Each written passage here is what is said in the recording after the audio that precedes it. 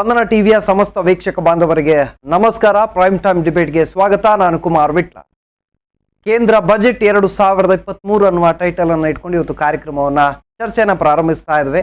ಇವತ್ತು ಕೇಂದ್ರ ಸರ್ಕಾರ ತನ್ನ ಬಜೆಟ್ ಅನ್ನ ಮಂಡಿಸಿದೆ. ಕೇಂದ್ರ ವಿತ್ತ ಸಚಿವೆ ಈ ಬಜೆಟ್ ಅನ್ನು ಮಂಡಿಸಿದ್ದಾರೆ. ಜೊತೆಗೆ ಕೇಂದ್ರ ಸರ್ಕಾರ ಇರ್ಬೋದು ಅಥವಾ ಬಿಜೆಪಿ ನಾಯಕರು ಬಹಳಷ್ಟು ಪ್ರೋತ್ಸಾಹಕ ರೀತಿಯಲ್ಲಿ ಮಾತನಾಡಿದ್ದಾರೆ. ಬಜೆಟ್ ಅತ್ಯುತ್ತಮವಾಗಿದೆ. ಜೊತೆಗೆ ನರೇಂದ್ರ ಮೋದಿ ಅವರು ಕೂಡ ವಿಕಸನ ಭಾರತದ ಕನಸು ನನಸಾಗಲಿದೆ ಅನ್ನುವಂಥದ್ದನ್ನು ಕೂಡ ಹೇಳಿದ್ರು.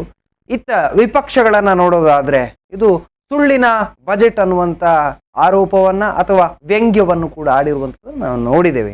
ಒಟ್ಟಿನಲ್ಲಿ ಈ ಬಜೆಟ್ ಯಾರಿಗೆ ಪೂರಕ ಆಗ್ತಾ ಇದೆ, ಜೊತೆಗೆ ಆದಾಯ ತೆರಿಗೆಯಲ್ಲಿ ಯಾವ ರೀತಿಯ ವ್ಯತ್ಯಯವನ್ನ ಕಾಣಬಹುದು, ನಾವು ಯಾರಿಗೆ ಎಷ್ಟು ಲಾಭ ಇದೆ, ಯಾರಿಗೆ ಎಷ್ಟು ಖುಷಿ ಇದೆ, ಎಲ್ಲವನ್ನು ಕೂಡ ಮಾತನಾಡ್ತಾ ಹೋಗ್ಬೇಕಾಗಿದೆ. ಇನ್ನು ಯಾವ ಕ್ಷೇತ್ರ ಹೆಚ್ಚಿನ ಅಭಿವೃದ್ಧಿಗೆ ಒತ್ತನ್ನು ನೀಡಲಾಗಿದೆ, ಇವೆಲ್ಲವೂ ಕೂಡ ಇವತ್ತಿನ ಚರ್ಚಾ ವಿಚಾರಗಳಾಗಿರುವಂಥದ್ದು. ನಮ್ಮ ಜೊತೆಗೆ ಚರ್ಚೆ ಮಾಡೋದಕ್ಕೆ ಇಬ್ಬರು ಅತಿಥಿಗಳು ಜಾಯಿನ್ ಆಗ್ತಾ ಇದ್ದಾರೆ. ಉದ್ಯಮಿಗಳು ಹಾಗೇನೆ ಜಿಲ್ಲಾ ಸಣ್ಣ ಕೈಗಾರಿಕಾ ಸಂಸ್ಥೆಯ ಮಾಜಿ ಅಧ್ಯಕ್ಷರಾದಂಥ ಸುಮಿತ್ ಎಸ್ ರಾವ್ ಅವರಿದ್ದಾರೆ. ಆತ್ಮೀಯ ಸ್ವಾಗತ ಸುಮಿತ್ ಅವರೇ.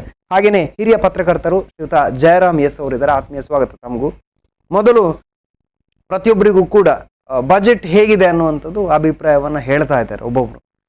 ಇನ್ನು ಬಿಜೆಪಿ ನಾಯಕರು ಬಹಳಷ್ಟು ಕೊಂಡಾಡ್ತಾ ಇದ್ದಾರೆ. ಅತ್ಯುತ್ತಮವಾದಂಥ ಬಜೆಟ್, ಜನರ ಪ್ರತಿಯೊಬ್ಬ ಜನಸಾಮಾನ್ಯರಿಗೂ ಕೂಡ ಖುಷಿ ಕೊಡುವಂಥ ಬಜೆಟ್, ಸಂಭ್ರಮ ಪಡುವಂಥ ಬಜೆಟ್ ಅಂತ ಯಾರು ಬಿಜೆಪಿ ನಾಯಕರು ಹೇಳಿದ್ರು. ವಿಪಕ್ಷಗಳು ಅದು ಸುಳ್ಳಿನ ಬಜೆಟ್ ಆ ರೀತಿಯಲ್ಲಿ ವ್ಯಂಗ್ಯವಾಡ್ತಾ ಇದ್ದಾರೆ. ಅದೇನೇ ಇರಲಿ, ಜನಸಾಮಾನ್ಯರಿಗೆ ಏನು ಲಾಭ ಅಥವಾ ಯಾವ ಕ್ಷೇತ್ರಕ್ಕೆ ಯಾವ ರೀತಿಯ ಲಾಭ ಇದೆ, ಯಾವ ರೀತಿಯ ಅಭಿವೃದ್ಧಿಯ ಮಾರ್ಗಗಳಿದೆ, ಎಲ್ಲವನ್ನು ಕೂಡ ಮಾತನಾಡ್ತಾ ಹೋಗ್ತೀವಿ.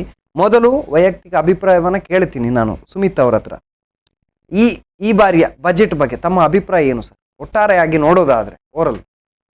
ನಮ್ಮ ನಿರ್ಮಲಾ ಸೀತಾರಾಮನ್ ಫೈನಾನ್ಸ್ ಮಿನಿಸ್ಟರ್ ಆದ ನಂತರ ಅವರೊಂದು 5 ವರ್ಷದ ಒಂದು ರೋಡ್ ಮ್ಯಾಪ್ ಹಾಕಿದ್ರು. ಆ ರೋಡ್ ಮ್ಯಾಪ್ ಪ್ರಕಾರವೇ ಪ್ರೋಗ್ರೆಸ್ ಆಗ್ತಾ ಉಂಟು. ಅಲ್ಲಿ ಏನು ಹೆಚ್ಚಿನ ಇದೆ ಹೇಳಿ ನನಗೇನು ಕಾಣೋದಿಲ್ಲ. As per the road map progress ಆಗ್ತಾ ಉಂಟು. ಈ ಎಲ್ಲರಿಗೂ ಫಸ್ಟ್ ಕಾಣೋದು ಒಂದೇ ವಿಚಾರ, ಇನ್ಕಮ್ ಟ್ಯಾಕ್ಸ್ ಲಿಮಿಟ್. ಎಲ್ರಿಗೂ ಭಾರಿ ಖುಷಿ, ಇನ್ಕಮ್ ಟ್ಯಾಕ್ಸ್ ಲಿಮಿಟ್ ಜಾಸ್ತಿ ಆಗಿದೆ ಹೇಳಿದ್ರು. ಆದರೆ on the flip side incomes ಕೂಡ ಜಾಸ್ತಿ. ಹೌದು, ಈಗ 3 ಲಕ್ಷದವರೆಗೆ ವಿನಾಯಿತಿ, 3ರಿಂದ 3, 6, 9, 12, 15 ಹೇಳಿ ಮಾಡಿಬಿಟ್ಟಿದ್ದಾರೆ. 3ರಿಂದ 6 ಲಕ್ಷಕ್ಕೆ 5%, 6ರಿಂದ 9ಕ್ಕೆ 10, 9ರಿಂದ 12ಕ್ಕೆ 15, 12ರಿಂದ 15ಕ್ಕೆ 20, 15 ಲಕ್ಷದ ಮೇಲೆ ಮಾಮೂಲಿ 30%. ಇದರಲ್ಲಿ ಏನು ಡಿಫ್ರೆನ್ಸ್ ಆಗೋಲ್ಲ, ಯಾಕಂದರೆ ಇನ್ಕಮ್ ಲೆವೆನ್ಸ್ ಎವ್ರಿ ಇಯರ್ ಒಂದು ಸಾಧಾರಣ ಮಟ್ಟಿಗೆ 8 to 10% ಇನ್ಫ್ಲೇಷನ್ ಪ್ರಕಾರ ಮುಂದೋಗ್ತಾ ಉಂಟು. ಸೊ ಹೆಚ್ಚೇನು ಡಿಫ್ರೆನ್ಸ್ ಆಗಿಲ್ಲ. ಆದರೂ ಸ್ವಲ್ಪ ಬಡ ಜನರಿಗೆ ಅಥವಾ ಸ್ಮಾಲರ್ ಬ್ರಾಕೆಟ್ನವರಿಗೆ ಸಂತೋಷ ತರುವಂಥ ವಿಚಾರ. ಓಕೆ, ಅಂದ್ರೆ ಆಶ್ಚರ್ಯಕರವಾದಂಥ ಬಜೆಟ್ ಅಲ್ಲ, ಆದ್ರೆ ಸಮಾಧಾನಕರವಾದ ಬಜೆಟ್ ಹೇಳ್ಬೋದು. ಓಕೆ, ಇನ್ನು ಜಯರಾಮ್ ಅವರು ಯಾವ ರೀತಿ ಹೇಳ್ತೀರಾ ಈ ಬಜೆಟ್ ಬಗ್ಗೆ? ಸುಮಿತ್ ಅವರು ಹೇಳಿದಾಗೆ ಹೆಚ್ಚಿನವರ ಕಣ್ಣಿರುವುದು ಆದಾಯ ತೆರಿಗೆ ವಿನಾಯಿತಿ ಎಷ್ಟರ ತನಕ ಅಂತ ಹೇಳುವಂಥದ್ದು. ಈ ಸರ್ತಿ ಆದಾಯ ತೆರಿಗೆ ವಿನಾಯಿತಿಯ ಮಿತಿಯನ್ನು ಸ್ವಲ್ಪ ಹೆಚ್ಚಿಸಿದ್ದಾರೆ ಮತ್ತು ಆ ಸ್ಲ್ಯಾಬ್ಗಳನ್ನು ಕಡಿಮೆ ಮಾಡಿರುವುದರಿಂದ ಈಗ ನೀವು ಅವರೇ ಹೇಳ್ತಾರೆ ಭಾಷಣದಲ್ಲಿ 9 ಲಕ್ಷ ರೂಪಾಯಿ ತನಕ ವಾರ್ಷಿಕ ಆದಾಯ ಇದ್ದರೆ ನೀವು 45,000 ರೂಪಾಯಿ ಟ್ಯಾಕ್ಸ್ ಕಟ್ಟಿದರೆ ಸಾಕು ಅಂತ. ಸೊ ಅಷ್ಟರ ಮಟ್ಟಿನ ರಿಲೀಫನ್ನು ಅವರು ಕರುಣಿಸಿದ್ದಾರೆ. ಮತ್ತು ಇದಕ್ಕೆ ರಾಜಕೀಯ ಕಾರಣಗಳಿರ್ಬೋದು. ಯಾಕಂದರೆ ಮೋದಿ 2.0 ಅಂದರೆ ಮೋದಿ 2ನೇ ಆಡಳಿತಾವಧಿಯ 5ನೇ ಬಜೆಟ್ ಅಂದರೆ ಕೊನೆಯ ಬಜೆಟ್, ಅಂದರೆ ಮುಂದಿನ ವರ್ಷ ಅವರಿಗೆ ಪೂರ್ಣ ಬಜೆಟ್ ಮಂಡಿಸಲಿಕ್ಕೆ ಅವಕಾಶ ಸಿಕ್ಕದೇ ಇರ್ಬೋದು. ಆದ್ದರಿಂದ ಅವರು ಒಂದು ಸ್ವಲ್ಪ ಚುನಾವಣೆಯ ಮೇಲೆ ಕೂಡ ಒಂದು ಕಣ್ಣಿಟ್ಟೆ ಮಾಡಿರಬಹುದು. ಓಕೆ, ಮತ್ತು ಸಹಜವಾಗಿ ವಿರೋಧ ಪಕ್ಷಗಳು ಬಜೆಟನ್ನು ಟೀಕಿಸಲೇಬೇಕು, ಅದು ಸಂಪ್ರದಾಯ. ಆಡಳಿತ ಪಕ್ಷಗಳು ಬಜೆಟನ್ನು ಹೊಗಳಲೇಬೇಕು, ಅದು ಸಂಪ್ರದಾಯ. ಓಕೆ, ಸಾಂಪ್ರದಾಯಿಕ ಬಜೆಟ್ ಅಂತ ಹೇಳ್ತೀರಾ ಹಾಗಾದ್ರೆ? ಯಾವಾಗಲೂ ಇಲೆಕ್ಷನ್ನಿನ ಮೊದಲಿನ ವರ್ಷ ಯಾವುದೇ ಪಾರ್ಟಿ ಇರಲಿ, ನಾನು ಪಾರ್ಟಿಯಿಂದ ಭೇದ ಭಾವ ಇಟ್ಕೊಂಡು ಹೇಳ್ತಾ ಇಲ್ಲ, ಪಾಪ್ಯುಲಿಸ್ಟ್ ಬಜೆಟ್ ಹೇಳ್ತಾರೆ. ಎಲ್ರಿಗೂ ಖುಷಿ ಆಗುವಂಥದ್ದು, ಯಾರಿಗೂ ಒಂದು ಬೇಜಾರಾಗೋದಿಲ್ಲ. ಏನು ತುಂಬಾ ಖುಷಿ ಆಗುವಂಥದ್ದು ಏನಲ್ಲ, but something which is populist, which makes the common man happy ಹೇಳ್ತಾರೆ. ಅಂದ್ರೆ ಮುಂದಿನ ಚುನಾವಣೆಗೆ ವರ್ಕೌಟ್ ಆಗುವಂತ ಬಜೆಟ್ ಅನ್ನೇ ಮಂಡಿಸಿದ್ದಾರೆ ಅಂತ ಹೇಳುವಂಥದ್ದು. ಅದು ಯಾವ ಪಕ್ಷ ಇದ್ರು ಕೂಡ ಇದು ದಿಸ್ ಇಸ್ ನಾರ್ಮಲ್. ಇನ್ನು ಈವರೆಗಿನ ಬಜೆಟ್ ನೋಡ್ತಾ ಬಂದ್ರೆ ಈ ಬಾರಿಯ ಬಜೆಟ್ ನಲ್ಲಿ ವಿಶೇಷ ಅನ್ನುವಂಥದ್ದು ಏನಿದೆ ಅಂತ? ನನಗೆ ತುಂಬಾ ಸಂತೋಷ ಆದದ್ದು ಇದು ವಿಷನ್ ಸ್ಟೇಟ್ಮೆಂಟ್. ಅದು ಮಾಡಿದ್ರೆ ಒಳ್ಳೇದು. ನಮ್ಮ ಫಿಸ್ಕಲ್ ಡೆಫಿಸಿಟ್ ಮೇನ್ ಥಿಂಗ್. ನಮ್ಮಲ್ಲಿ ನಮ್ಮ ಫಿಸ್ಕಲ್ ಡೆಫಿಸಿಟ್ ಎಷ್ಟಿರ್ತದೆ ಹೇಳಿ, ಫಿಸ್ಕಲ್ ಡೆಫಿಸಿಟ್ ಅನ್ನು ಈಗ ಸಾಧಾರಣ 6.4% ಏನೋ ಉಂಟು. ದೇ ಆರ್ ಸೇಯಿಂಗ್ ಇನ್ನು ಈ ವರ್ಷದಲ್ಲಿ we will get it down to about 5.3%, and next year will come down to something like 4.6%. ಸ್ವಲ್ಪ ಪರ್ಸೆಂಟೇಜ್ ಪಾಯಿಂಟ್ ಆಚೆ ಈಚೆ ಇರ್ಬೋದು ನಾನು ಹೇಳಿದ್ದು. ಮತ್ತೊಂದು ವಿಚಾರ ಹೇಳಿದರೆ, ಒಂದು ಸ್ಟ್ಯಾಟಿಸ್ಟಿಕ್ ಇದು, ನಮ್ಮ ಆವ್ರೇಜ್ ಇನ್ಕಮ್ ಇಂಡಿಯಾದಲ್ಲಿ has gone up to 1.97 lakh ಹೇಳ್ತಾರೆ. ಎಷ್ಟು ಸತ್ಯ ಗೊತ್ತಿಲ್ಲ ನನಗೆ, ಆದರೆ ಅದು ಇದ್ರೆ ಸಂತೋಷ. ಯಾಕೆ ಹೇಳಿದ್ರೆ ನಮ್ಮ ಆದಾಯ ಲಾಸ್ಟ್ 5 ವರ್ಷದಲ್ಲಿ ದ್ವಿಗುಣ ಆಗಿದೆ. ನಮ್ಮ ಆದಾಯ 1 ಲಕ್ಷ ಅಥವಾ ಅದಕ್ಕಿಂತ ಕಮ್ಮಿ ಇದ್ದದ್ದು ಈಗ ಸಾಧಾರಣ ಮಟ್ಟಿಗೆ 2 ಲಕ್ಷದವರೆಗೆ. ಅದೊಂದು ದೊಡ್ಡ ಸಂತೋಷದ ವಿಚಾರ. ಹೇಳಿದ್ರೆ ನಮ್ಮ ಪ್ರಗತಿ ಪಥ ಆಗ್ತಾ ಉಂಟು. ಎಲ್ಲವೂ ಗೌರ್ಮೆಂಟ್ ಇಂದ ಆಗ್ತದೆ ಹೇಳುದಲ್ಲ, ಆದ್ರೆ ಪ್ರಗತಿ ಪಥದಲ್ಲಿ ಭಾರತ ಇದೆ. ಮತ್ತು ಇನ್ನೊಂದು ವಿಚಾರ ಹೇಳಿದ್ರೆ, ಇವತ್ತಿಗೆ ನಾವು ಲೋಕದಲ್ಲಿ 5ನೇ ದೊಡ್ಡ ರಾಷ್ಟ್ರ in GDP per capital. Per capital ಹೋದ್ರೆ ನಾವು 89ರಲ್ಲಿದ್ದೇವೆ. ಆದರೆ gross domestic product we are 5th in the world. We have just behind America, China ಮತ್ತೆ ಜಪಾನ್ ಇರಬೇಕು, I think so, Germany, England ಅನ್ನು ಓವರ್ಟೇಕ್ ಮಾಡಿ. ಅದು ಭಾರಿ ಸಂತೋಷ ಎಲ್ರಿಗೆ. ಯಾಕಂದ್ರೆ ಒಂದು ಟೈಮಲ್ಲಿ ಇಂಗ್ಲೆಂಡ್ ನಮ್ಮನ್ನು ಆಳಿದ್ರು ಆ ರೀತಿಯಿಂದ. ಅವರನ್ನ ಹಿಂದಕ್ಕೆ ಬಿಟ್ಟು ನಾವು ಮುಂದೆ ಹೋಗಿದ್ದೇವೆ. ಅದರಲ್ಲಿ ಆದ್ರೆ ಅವರ ಪಾಪ್ಯುಲೇಷನ್ ನಮ್ಮ ಪಾಪ್ಯುಲೇಷನ್ ಕಂಪೇರ್ ಮಾಡಿದ್ರೆ ತುಂಬಾ ದೂರ ಹೋಗಿತ್ತು. ಓಕೆ, ಏನೇ ಇರಲಿ, ಈ ಬಾರಿಯ ಬಜೆಟ್ ಅನ್ನುವಂಥದ್ದು ಸಾಮಾನ್ಯ ಜನರಿಗೆ, ಅದು ಕೂಡ ಮಧ್ಯಮ ವರ್ಗದವರಿಗೆ ಬಹಳಷ್ಟು ಖುಷಿ ಕೊಟ್ಟಿದೆ ಅಂತ ಏನ್ ಹೇಳ್ತೀರಾ ಜಯರಾಮ್ ಅವರೇ? ಯಾವ ರೀತಿಯ ಖುಷಿ ಜನರು ಪಡ್ಕೊಳ್ಬಹುದು ಅಂತ? ಇದು ವಿತ್ತೀಯ ಕೊರತೆಯ ಬಗ್ಗೆ ಸುಮಿತ್ ಅವರು ಮಾತಾಡಿದ್ರು. ಅದನ್ನ 25ನೇ ಬಜೆಟ್ನ ಅವಧಿ 24-25ಕ್ಕೆ ಅವರು ತುಂಬಾ ಕನಿಷ್ಠ ಮಟ್ಟಕ್ಕೆ ತರುವ ಒಂದು ಪ್ರಯತ್ನವನ್ನು ಮಾಡ್ತೇವೆ ಅಂತ ಅದರಲ್ಲಿ ಹೇಳಿದ್ದಾರೆ. ನಾವೀಗ ಇದರಲ್ಲಿ ಆರೋಗ್ಯದಲ್ಲಿ ಒಂದು ಬಹಳ ಒಂದು ದೊಡ್ಡ ಒಂದು ಆಂದೋಲನ ಮಾಡಲಿಕ್ಕೆ ಒಂದು ಬಜೆಟ್ನಲ್ಲಿ ಪ್ರಸ್ತಾಪ ಇದೆ. ಈ ಸಿಕಲ್ ಸೆಲ್ ಎನಿಮಿಯಾ ಅಂತ ಹೇಳುವಂಥದ್ದು ಆರೋಗ್ಯದಲ್ಲಿ, ಅದು ಗಂಟು ನೋವು, ಅದು ವಂಶವಾಹಿಯಾಗಿ ಬರುವಂಥ ಕಾಯಿಲೆ.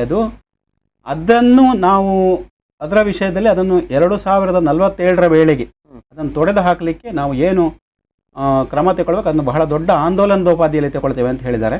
ಬಹುಶಃ ಅದೊಂದು ಗಂಟು ನೋವಿನಿಂದ ಮತ್ತದು ವಂಶವಾಹಿಯಾಗಿ ಬರುವಂಥ ಕಾಯಿಲೆ ಆದ್ದರಿಂದ, ತಂದೆ ತಾಯಿಗಳಿಗಿದ್ದದ್ದು ಮಕ್ಕಳಿಗೂ ಬರುವಂಥ ಕಾಯಿಲೆ ಆಗಿರೋದ್ರಿಂದ ಬಹುಶಃ ಆ ನಿಟ್ಟಿನಲ್ಲಿ ಒಂದು ಆರೋಗ್ಯವಂತ ಸಮಾಜ ನಿರ್ಮಿಸುವ ನಿಟ್ಟಿನಲ್ಲಿ ಈ ಸರ್ಕಾರ ಒಂದು ಆಂದೋಲನವನ್ನು ಒಂದು ಒಳ್ಳೆ ದೃಷ್ಟಿಯಿಂದ, ಅದು ಬಹುಶಃ ಒಂದು ಈಗ ಹೇಗೆ ಸ್ವಚ್ಛತಾ ಆಂದೋಲನ ಕೈಗೊಂಡಿದೆ, ಬೇರೆ ಬೇರೆ ಆರೋಗ್ಯ ಯೋಜನೆಗಳನ್ನ ಕೈಗೊಂಡು ಬಹುಶಃ ಒಂದು ದೊಡ್ಡ ಮಟ್ಟದ ಆಂದೋಲನ ಅದು ರಕ್ತ ಕಣಗಳು ದುಂಡಗಿರುವುದಕ್ಕೆ ಬದಲು ಕಡೆಗೋಲಿನ ಆಕಾರದಲ್ಲಿ ಹೋಗುವಂಥದ್ದು. ಈಗ ಸದ್ಯಕ್ಕೆ ಅದು ಒಮ್ಮೆ ಆ ಕಾಯಿಲೆ ಬಂದರೆ ಅದು ಜೀವನ ಪೂರ್ತಿ ಅದರೊಟ್ಟಿಗೆ ಗುದ್ದಾಡಬೇಕು. ಸೊ ಆರೋಗ್ಯದ ದೃಷ್ಟಿಯಿಂದ ಆರೋಗ್ಯದ ಒಂದು ಗಂಭೀರ ಕಾಯಿಲೆಗೆ ಆ ಬಜೆಟ್ನಲ್ಲಿ ಒಂದು ಪ್ರಸ್ತಾವನೆ ಮಂಡಿಸಿದ್ದಾರೆ. ಎಷ್ಟು ಮಟ್ಟಿಗೆ ಜಾರಿಗೆ ಬರ್ತದೆ ಇದು ಪ್ರಸ್ತಾವನೆ ಅಷ್ಟೇ ಇದೆ. ಅಂದ್ರೆ ಒಂದು ರೀತಿಯ ಪೂರ್ವ ಸಿದ್ಧತೆ ಗಂಭೀರವಾಗಿ ತೆಗೆದುಕೊಂಡಿದ್ದಾರೆ ಅಂತ ಹೇಳ್ಕೊಂಡಿದ್ದಾರೆ. ಅದನ್ನು ಆಂದೋಲನದ ಮಾಡ್ತೇವೆ ಅಂತ ಹೇಳೋದ್ರಿಂದ ಅದು ಒಂದು ರೋಗಿಗಳಿಗೆ ಬಹಳ ದೊಡ್ಡ ಒಂದು ಸಹಾಯ ಆಗ್ಬೋದು ಅದರಿಂದ. ಇನ್ನು ಆದಾಯ ತೆರಿಗೆ ವಿಚಾರದಲ್ಲಿ ಈ ಬಾರಿಯ ಬಜೆಟ್ ಅನ್ನುವಂಥದ್ದು ಮಧ್ಯಮ ವರ್ಗದ್ದು, ಅಂದ್ರೆ ಮಧ್ಯಮ ವರ್ಗದ ಜನರ ಮನಸ್ಸನ್ನ ಸೆಳೆದಿದೆ ಅನ್ನುವಂಥದ್ದು. ಯಾಕಾಗಿ ಸೆಳೆಯಿತು, ಜೊತೆಗೆ ಅದರಿಂದ ಮಧ್ಯಮ ವರ್ಗ ಇರ್ಬೋದು, ಬಡವರಿಗೆ ಇರ್ಬೋದು, ಏನು ಲಾಭ ಅಂತ ಸುಮಿತ್ ಅವರೇ? ಈಗ ನಮ್ಮ ಈಗಿನ ಬಜೆಟ್ ಅಲ್ಲಿ ನೀವು ಅಡಗಿಸ್ಬೇಕಾಗಿಲ್ಲ. ವರ್ಷ ಹೋಗ್ತಾ ಇದ್ದಾಗೆ ಮುಂಚೆ ಇನ್ಕಮ್ ಅನ್ನೇ ಅಡಗಿಸ್ತಾ ಇರೋದು. ಈಗ ಇನ್ಕಮ್ ಅನ್ನು ನೀವು ಇದರಿಂದಾಗಿ 2 ರೀತಿಯಲ್ಲಿ ಒಳ್ಳೆಯದಾಗ್ತದೆ. ಒಂದು, ಅವರ ಇನ್ಕಮ್ ಟ್ಯಾಕ್ಸ್ ಲೆವೆಲ್ಸ್ ಕಮ್ಮಿ ಆಗಿದೆ. ಈಗ 3 ಲಕ್ಷದವರೆಗೆ ಇನ್ಕಮ್ ಟ್ಯಾಕ್ಸ್ ಏನೂ ಇಲ್ಲ. 3ರಿಂದ 6 ಲಕ್ಷದವರೆಗೆ 5%, ಅಂದರೆ 15,000. 6ರಿಂದ 9 ಲಕ್ಷದವರೆಗೆ 10%, ಹೇಳಿದ್ರೆ 30 + 15 45,000. ಈಗ ವಾಲಂಟ್ರಿ ಡಿಸ್ಕ್ಲೋಜರ್ ಆಫ್ ಇನ್ಕಮ್ ಜಾಸ್ತಿ ಆಗ್ತಾ ಇದೆ. ಈಗ ನೀವೊಂದು ಸಾಧಾರಣ ಮಟ್ಟಿಗೆ ಒಂದು 12 ಲಕ್ಷ ಇನ್ಕಮ್ ಇದ್ರೂ ನಿಮ್ಮ ಒಟ್ಟು ಟ್ಯಾಕ್ಸ್ ಬರೋದೊಂದು 70-80,000. ಇಟ್ ಈಸ್ ಟೋಟಲ್ ಆವರೇಜ್ ಮಾಡಿದ್ರೆ less than 10% of your income. ಮುಂಚೆ ಜನಸಾಮಾನ್ಯರಿಗೆ ಹೆದರಿಕೆ ಏನು ಹೇಳಿದ ಕೂಡಲೇ ನಾವು ಇನ್ಕಮ್ ಡಿಕ್ಲೇರ್ ಮಾಡ್ತೇವೆ, ನಮ್ಮದು ಇನ್ಕಮ್ ಜಾಸ್ತಿ ಡಿಕ್ಲೇರ್ ಮಾಡಿದ ಕೂಡಲೇ ನಮ್ಮಲ್ಲಿ ರೇಡ್ ಮಾಡ್ತಾರೆ, ಇದು ಮಾಡ್ತಾರೆ, ಅದೆಲ್ಲ ಒಂದು ಈಗ ನಾವು ಮರ್ತಿದ್ದೇವೆ. ನಾವು we are going into voluntary declaration of income. And income tax as a total is a very small amount. ಈಗ ನೀವು ಗೌರ್ಮೆಂಟ್ ಇದರಲ್ಲಿ ಕಸ್ಟಮ್ಸ್ ಬರ್ತದೆ, ಎಕ್ಸೈಸ್ ಡ್ಯೂಟಿ ಬರ್ತದೆ, GST ಬರ್ತದೆ, ಇನ್ಕಮ್ ಟ್ಯಾಕ್ಸ್ ಬರ್ತದೆ. ಈ GST is a major amount. ಈಗ ಮುಂಚೆ GST was not a major amount, ಈಗ GST is a major amount. So income tax ಕಮ್ಮಿ ಮಾಡೋದ್ರಿಂದ ಗೌರ್ಮೆಂಟ್ ಇದು ಕಾಫರ್ಸ್ಗೆ ಏನು ಕಮ್ಮಿ ಆಗುದಿಲ್ಲ. The difference will be very minuscule, maybe a percentage point or 2 ಅಷ್ಟು ಜಾಸ್ತಿ. ಈಗ 100 ರೂಪಾಯಿ ಬರೋದಿದ್ರೆ ಅದರಲ್ಲಿ 1 ರೂಪಾಯಿ 1.5 ರೂಪಾಯಿ ಕಮ್ಮಿ ಆಗ್ಬೋದು ಈ ಹೊಸ ಮೆಜರ್ಸ್ ಇಂದ. ಅದರಿಂದ ನಿರ್ಮಲಾ ಸೀತಾರಾಮನ್ ಅವರು ಬುದ್ಧಿವಂತಿಕೆಯನ್ನು ಯೂಸ್ ಮಾಡಿದ್ದಾರೆ, ಅದೇ ರೀತಿ ಜನರಿಗೆ ಖುಷಿ ಪಡ್ತಿದ್ದಾರೆ. So any one earning from ಒಂದು 25,000ದಿಂದ 1 ಲಕ್ಷ ರೂಪಾಯಿ ಸಂಬಳ ಅರ್ನ್ ಮಾಡೋರಿಗೆ ಜಾಸ್ತಿ ಹೊರೆ ಬೀಳುವುದಿಲ್ಲ ಈ ಇನ್ಕಮ್ ಟ್ಯಾಕ್ಸ್ ರೀತಿಯಲ್ಲಿ. Okay okay right. ಇನ್ನು ಈ ಬಜೆಟ್ ಬಗ್ಗೆ ಒಂದಷ್ಟು ಚರ್ಚೆಗಳಾದಾಗ ಇದು ಯಾವ ರೀತಿಯ ಬಜೆಟ್ ಅಂತ ಒಂದಷ್ಟು ಕಡೆ ಆರ್ಥಿಕವಾದಂಥ ಶಿಸ್ತನ್ನು ಕಾಯ್ದುಕೊಂಡಿದ್ದಾರೆ, ಒಂದು ವ್ಯವಸ್ಥೆಯನ್ನು ಬಹಳಷ್ಟು ಗಂಭೀರವಾಗಿ ಆಲೋಚಿಸಿ ಆ ಬಳಿಕ ಬಜೆಟ್ ಮಂಡನೆ ಮಾಡಿದ್ದಾರೆ ಅಂತ ಹೇಳಿಕೊಂಡಿದ್ದಾರೆ. ಒಂದಷ್ಟು ಜನ ಈ ಬಗ್ಗೆ ಚರ್ಚೆ ಮಾಡಿದ್ದಾರೆ. ಈ ಆರ್ಥಿಕ ಶಿಸ್ತು ಅನ್ನುವಂಥದ್ದು ಈ ಬಾರಿಯ ಬಜೆಟ್ನಲ್ಲಿ ಬಹಳಷ್ಟು ಕಂಡು ಬರ್ತದ ಜಯರಾಮ್ ಅವರೇ, ಹೇಗೆ? ಅವರು ರೆವಿನ್ಯೂ ಖರ್ಚು ಅದನ್ನು ಅವರು ಅಂದಾಜು ಮಾಡಿ ನಾನು ಆ ವಿತ್ತೀಯ ಕೊರತೆಯನ್ನು ಇಷ್ಟು ಪ್ರಮಾಣಕ್ಕೆ ತಗ್ಗಿಸಬೇಕು ಒಂದು ಸಿದ್ಧಾಂತದ ಮೇಲೆ ಹೋಗಿದ್ದಾರೆ. ಆದ್ದರಿಂದ ತಕ್ಕ ಮಟ್ಟಿನ ಒಂದು ಆರ್ಥಿಕ ಶಿಸ್ತು ಕಂಡು ಬರ್ತದೆ ಅಂತ ನನಗೆ ಕಾಣ್ತದೆ. ಅದು ಅವರು ನಾನು ಹೇಳಿದಾಗೆ ಯಾವಾಗಲೇ ಈಗ 24-25 ಆಗುವಾಗ 4.5% GDPದು ಫಿಸ್ಕಲ್ ಡೆಫಿಸಿಟ್ ಬರಬೇಕು ಎಂಬ ಒಂದು ಆಸೆ ಇದೆ. ಓಕೆ, 5% ಕಡಿಮೆ ಇರೋದ್ರಿಂದ ಬಹಳ ಆಶಾದಾಯಕ ಬೆಳವಣಿಗೆ ಅಂತೇಳಿ ಅರ್ಥಶಾಸ್ತ್ರಜ್ಞರು ಹೇಳ್ತಾರೆ ಅದನ್ನ. ಇನ್ನು ಬೇರೆ ಬೇರೆ ಅಂದರೆ ಇಲಾಖೆಯವರು ಗಮನಿಸೋದಾದರೂ ಕೂಡ ಅಥವಾ ಅಭಿವೃದ್ಧಿ ಪಡಿಸ್ಬೇಕನ್ನುವ ನಿಟ್ಟಿನಲ್ಲಿ ಒಂದಷ್ಟು ಆಲೋಚನೆ ಮಾಡಿಕೊಂಡು ಬಜೆಟನ್ನು ಮಂಡಿಸಿದ್ದಾರೆ ಅಂತ. ಅಂದರೆ ರೋಡ್ ಡೆವಲಪ್ಮೆಂಟ್ಸ್ ಆಲ್ರೆಡಿ ನಮ್ಮ ನ್ಯಾಷನಲ್ ರೋಡ್ ಡೆವಲಪ್ಮೆಂಟ್ ತುಂಬಾ ಪ್ರಗತಿಯಲ್ಲಿ ಇದೆ. ಓಕೆ, ಅದು ಒಂದು ಟೈಮಲ್ಲಿ ಅಟಲ್ ಬಿಹಾರಿ ವಾಜಪೇಯಿ ಅವರು ಗೋಲ್ಡನ್ ಕ್ವಾಡ್ರಿಲೇಟರಲ್ ಹೇಳಿ ಮಾಡಿದ್ರು.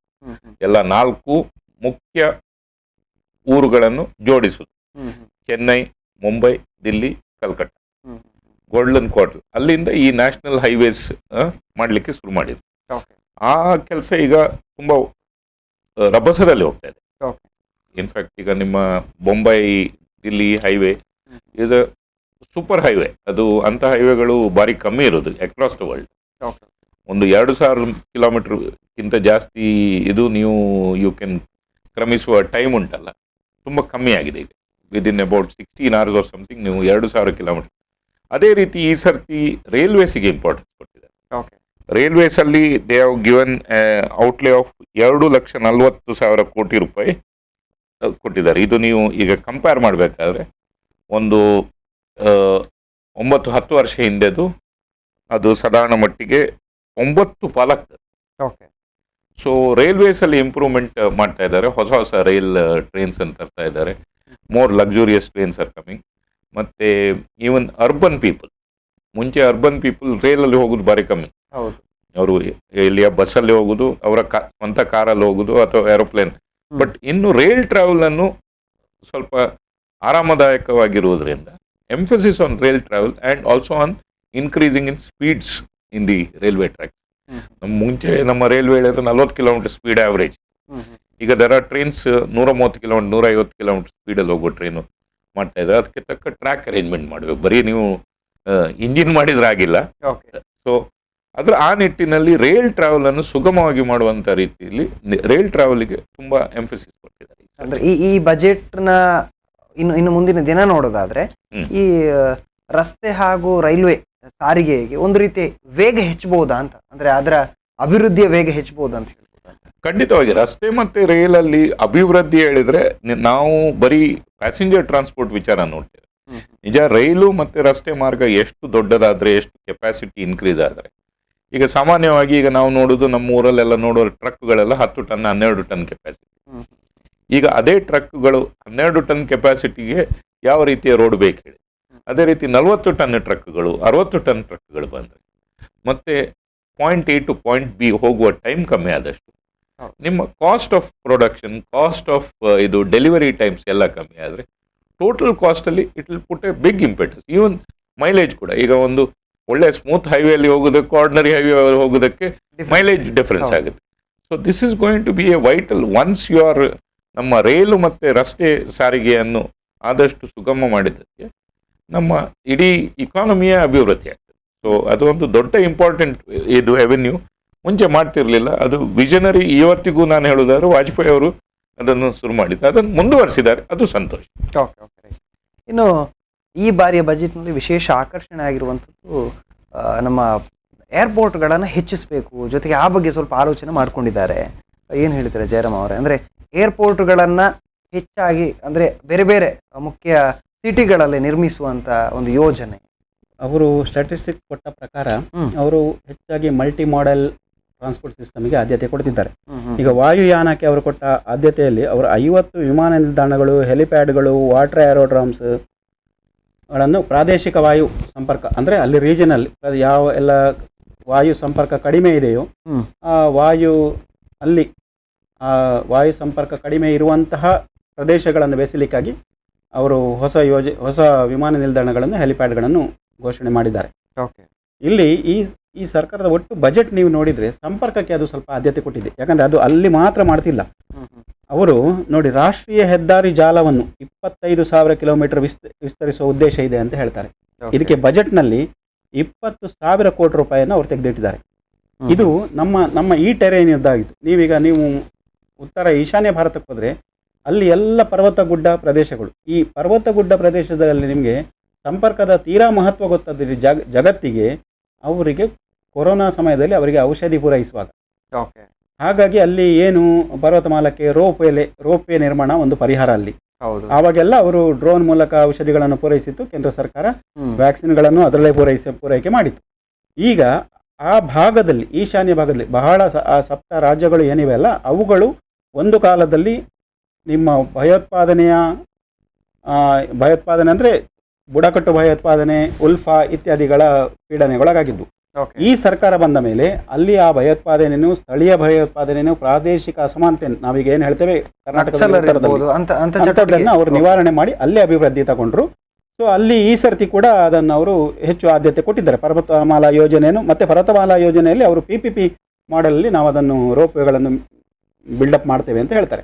ಸೊ ಈ ಸರ್ಕಾರ ನನಗೆ ಕಾಣ್ತದೆ ಸಂಪರ್ಕಕ್ಕೆ ಹೆಚ್ಚು ಒತ್ತು ಕೊಟ್ಟಿದೆ. ಆ ಸಂಪರ್ಕದಿಂದ ಏನಾಗ್ತದೆ ಹೇಳಿದರೆ, ನಾವು ಬರೇ ಸಂಪರ್ಕ ಅಷ್ಟೇ ಅವರುಗಳನ್ನು ಜೋಡಿಸುವುದಲ್ಲ, ಅಲ್ಲಿರುವ ಪ್ರದೇಶಗಳಿಗೆ ಪ್ರವಾಸೋದ್ಯಮ ಬೆಳೀತದೆ, ಪ್ರವಾಸಿಗರು ಬರ್ತಾರೆ, ಅಲ್ಲೊಂದು ಆರ್ಥಿಕ ಚಟುವಟಿಕೆ ಒಂದು ವೃದ್ಧಿ ಆಗ್ತದೆ. ಆದ್ರಿಂದ ಆ ದೃಷ್ಟಿಯಿಂದ ನೋಡಿದರೆ ಇದು ಈ ಸಂಪರ್ಕವನ್ನು ಹೆಚ್ಚಿಸುವುದು ಬಹಳ ದೂರಗಾಮಿಯಾದಂಥ ಯೋಜನೆ. ಕನೆಕ್ಟಿವಿಟಿ ಹೇಳೋದು ಅದರಲ್ಲಿ 2-3 ವಿಚಾರ ಉಂಟು. ಒಂದು, ಕನೆಕ್ಟಿವಿಟಿ ಇರೋದ್ರಿಂದ ನಮಗೆ ದಾರಿ ಇದು ಸೌಲಭ್ಯ ಇದ್ರೆ ಟ್ರಾನ್ಸ್ಪೋರ್ಟೇಷನ್ ಆಫ್ ಗೂಡ್ಸ್ ಅವರಿಗೆ ಬೇಕಾಗುವಂಥ ಅತ್ಯಗತ್ಯ ವಸ್ತುಗಳು ಸಿಗ್ತದೆ. ಮತ್ತು ನಮ್ಮ 7 ಸಿಸ್ಟರ್ಸ್ ಇವರು ಹೇಳಿದ್ದು ಈಶಾನ್ಯದ 7 ಸ್ಟೇಟ್ಸ್, ಸಪೋಸ್ ಇಡೀ ಲೋಕದಲ್ಲಿ ಬಹಳ ಸುಂದರವಾದ ಪ್ರದೇಶ. ಅಲ್ಲಿಗೆ ಮುಂಚೆ ಆಕ್ಸೆಸಿಬಿಲಿಟಿ ಇರಲಿಲ್ಲ. ನಾನು ಒಂದು 5 ವರ್ಷ ಹಿಂದೆ ಹೋದಾಗ 150 ಕಿಲೋಮೀಟರ್ ಹೋಗ್ಬೇಕಾದ್ರೆ ನನಗೆ 5 ಗಂಟೆ. ಈಗ ಅದೇ ಇದನ್ನು ನೀವು 150 ಕಿಲೋಮೀಟರ್ ಹೋಗ್ಲಿಕ್ಕೆ ನಿಮಗೆ 5 ಅಲ್ಲ, ಸಾಧಾರಣ 6-7 ಗಂಟೆದಾಗಿದೆ. ಈ ಸರ್ತಿ ಈಗ ಹೋಗುದಾದ್ರೆ ನಿಮ್ಗೆ 3 ಗಂಟೆಲಿ ಹೋಗುದು.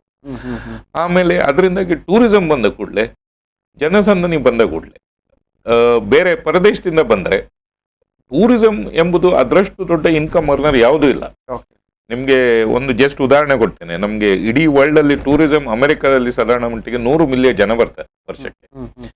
ನೆಕ್ಸ್ಟ್ ಇರೋದು ಫ್ರಾನ್ಸ್, ಅಲ್ಲಿ ಸಾಧಾರಣ 80 ಮಿಲಿಯನ್, ಸ್ಪೇನ್ 60 ಮಿಲಿಯನ್. ನಮ್ಮ ಭಾರತಕ್ಕೆ ಬರೋದು 4 ಮಿಲಿಯನ್ ಜನ. ಇಷ್ಟು ದೊಡ್ಡ ರಾಷ್ಟ್ರ, ಇಷ್ಟು ಸುಂದರವಾದ ರಾಷ್ಟ್ರ. ಯಾಕೆ ಹೇಳಿದ್ರೆ ನಮ್ಮಲ್ಲಿ ಕನೆಕ್ಟಿವಿಟಿ, ಏರ್ ಕನೆಕ್ಟಿವ್ ಇಂದ ರೈಲ್, ರೋಡ್ ಕನೆಕ್ಟಿವಿಟಿ. ಈಗ ನಿಮ್ಮಲ್ಲಿ ಏರ್ಪೋರ್ಟ್ ಇಂದ ಈಗ ರೈಲ್ವೆ ಲೈನ್ ಶುರು ಮಾಡಿದ್ದಾರೆ ಟು ದಿ ಸಿಟಿ ಸೆಂಟರ್. ಇದೆಲ್ಲ ಮಾಡುವಾಗ ನಮಗೆ ವೆನ್ ಈಸ್ ಆಫ್ ಟ್ರಾವೆಲ್ ಯಾವುದೇ ಆಗಲಿ, ಈಸ್ ಆಫ್ ಮೂವ್ಮೆಂಟ್ ಇದ್ದ ಕೂಡಲೇ ಜನರು ಜಾಸ್ತಿ ಆಗುತ್ತೆ. ಟಾಯ್ಲೆಟ್ಸ್ ಈಗೇನು ನಮ್ಮಲ್ಲಿ clean toilets was a problem. ಅದಕ್ಕೆ ತುಂಬ ಆದ್ಯತೆ ಕೊಟ್ಟಿದ್ದಾರೆ. ನಾವು ಯಾವುದೇ ಸರ್ಕಾರ ಇದು ಇಲ್ಲದೆ, ನಾನು ಮೋದಿಗೆ ಒಂದು ಶ್ಲಾಘನೆ ಮಾಡಬೇಕಾದ್ರೆ ಒಂದು ಟಾಯ್ಲೆಟ್ ಮನೆಯಲ್ಲಿ ಇರಬೇಕು, ಕ್ಲೀನ್ ಟಾಯ್ಲೆಟ್ಸ್ ಇರಬೇಕು ಎಂಬ ಒಂದು ಇದಕ್ಕೆ ಅವರಿಗೆ ಖಂಡಿತವಾಗಿ ಶ್ಲಾಘಿಸಬೇಕು. ಖಂಡಿತ. ಅಂದರೆ ಸ್ವಚ್ಛತೆಗೆ ಜೊತೆಗೆ ಶೌಚಾಲಯಕ್ಕೆ ಹೆಚ್ಚಿನ ಒತ್ತನ್ನು ನೀಡಿದ್ರು ಅಂತ ಹೇಳುವಂಥದ್ದು. ಇನ್ನು ಕರ್ನಾಟಕಕ್ಕೆ ಭಾರಿ ಲಾಭ ಆಗಿದೆ, ಬಹಳಷ್ಟು ಲಾಭ ಆಗಿರುವಂಥದ್ದು ಕರ್ನಾಟಕಕ್ಕೆ ಅನ್ನುವಂಥದ್ದನ್ನು ಕರ್ನಾಟಕದ ಜನಪ್ರತಿನಿಧಿಗಳು ಮಾತಾಡಿಕೊಳ್ತಾ ಇದ್ದಾರೆ. ಸೊ ಏನು ಲಾಭ ಆಗಿದೆ ಅಂತ ಬೇಕಾಗಿದೆ, ಕರ್ನಾಟಕಕ್ಕೆ ಆಗಿರುವ ಲಾಭಗಳು ಏನು ಒಟ್ಟಾರೆ ಪರಿಗಣಿಸುವಾಗ ಅವರು ಮೀನುಗಾರಿಕೆಗೆ ಪ್ರಧಾನಮಂತ್ರಿ ಮತ್ಸ್ಯ ಸಂಪದ ಯೋಜನೆ ಅಂತ ಹೇಳಿ ಒಂದು ಯೋಜನೆ ಇದೆ. ಅದರ ಉಪಯೋಜನೆಯಲ್ಲಿ 6,000 ಕೋಟಿ ರೂಪಾಯಿನವರು ತೆಗೆದಿಡ್ತಾರೆ.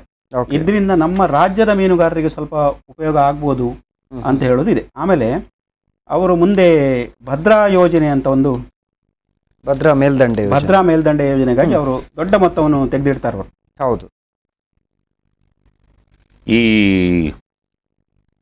ಫಿಶರೀಸ್ ವಿಚಾರ ಹೇಳಿದ್ರೆ ಈ ಸರ್ತಿ ಕೂಡ 6,000 ಕೋಟಿ ಹೇಳಿ ಬರೆದಿದ್ದಾರೆ.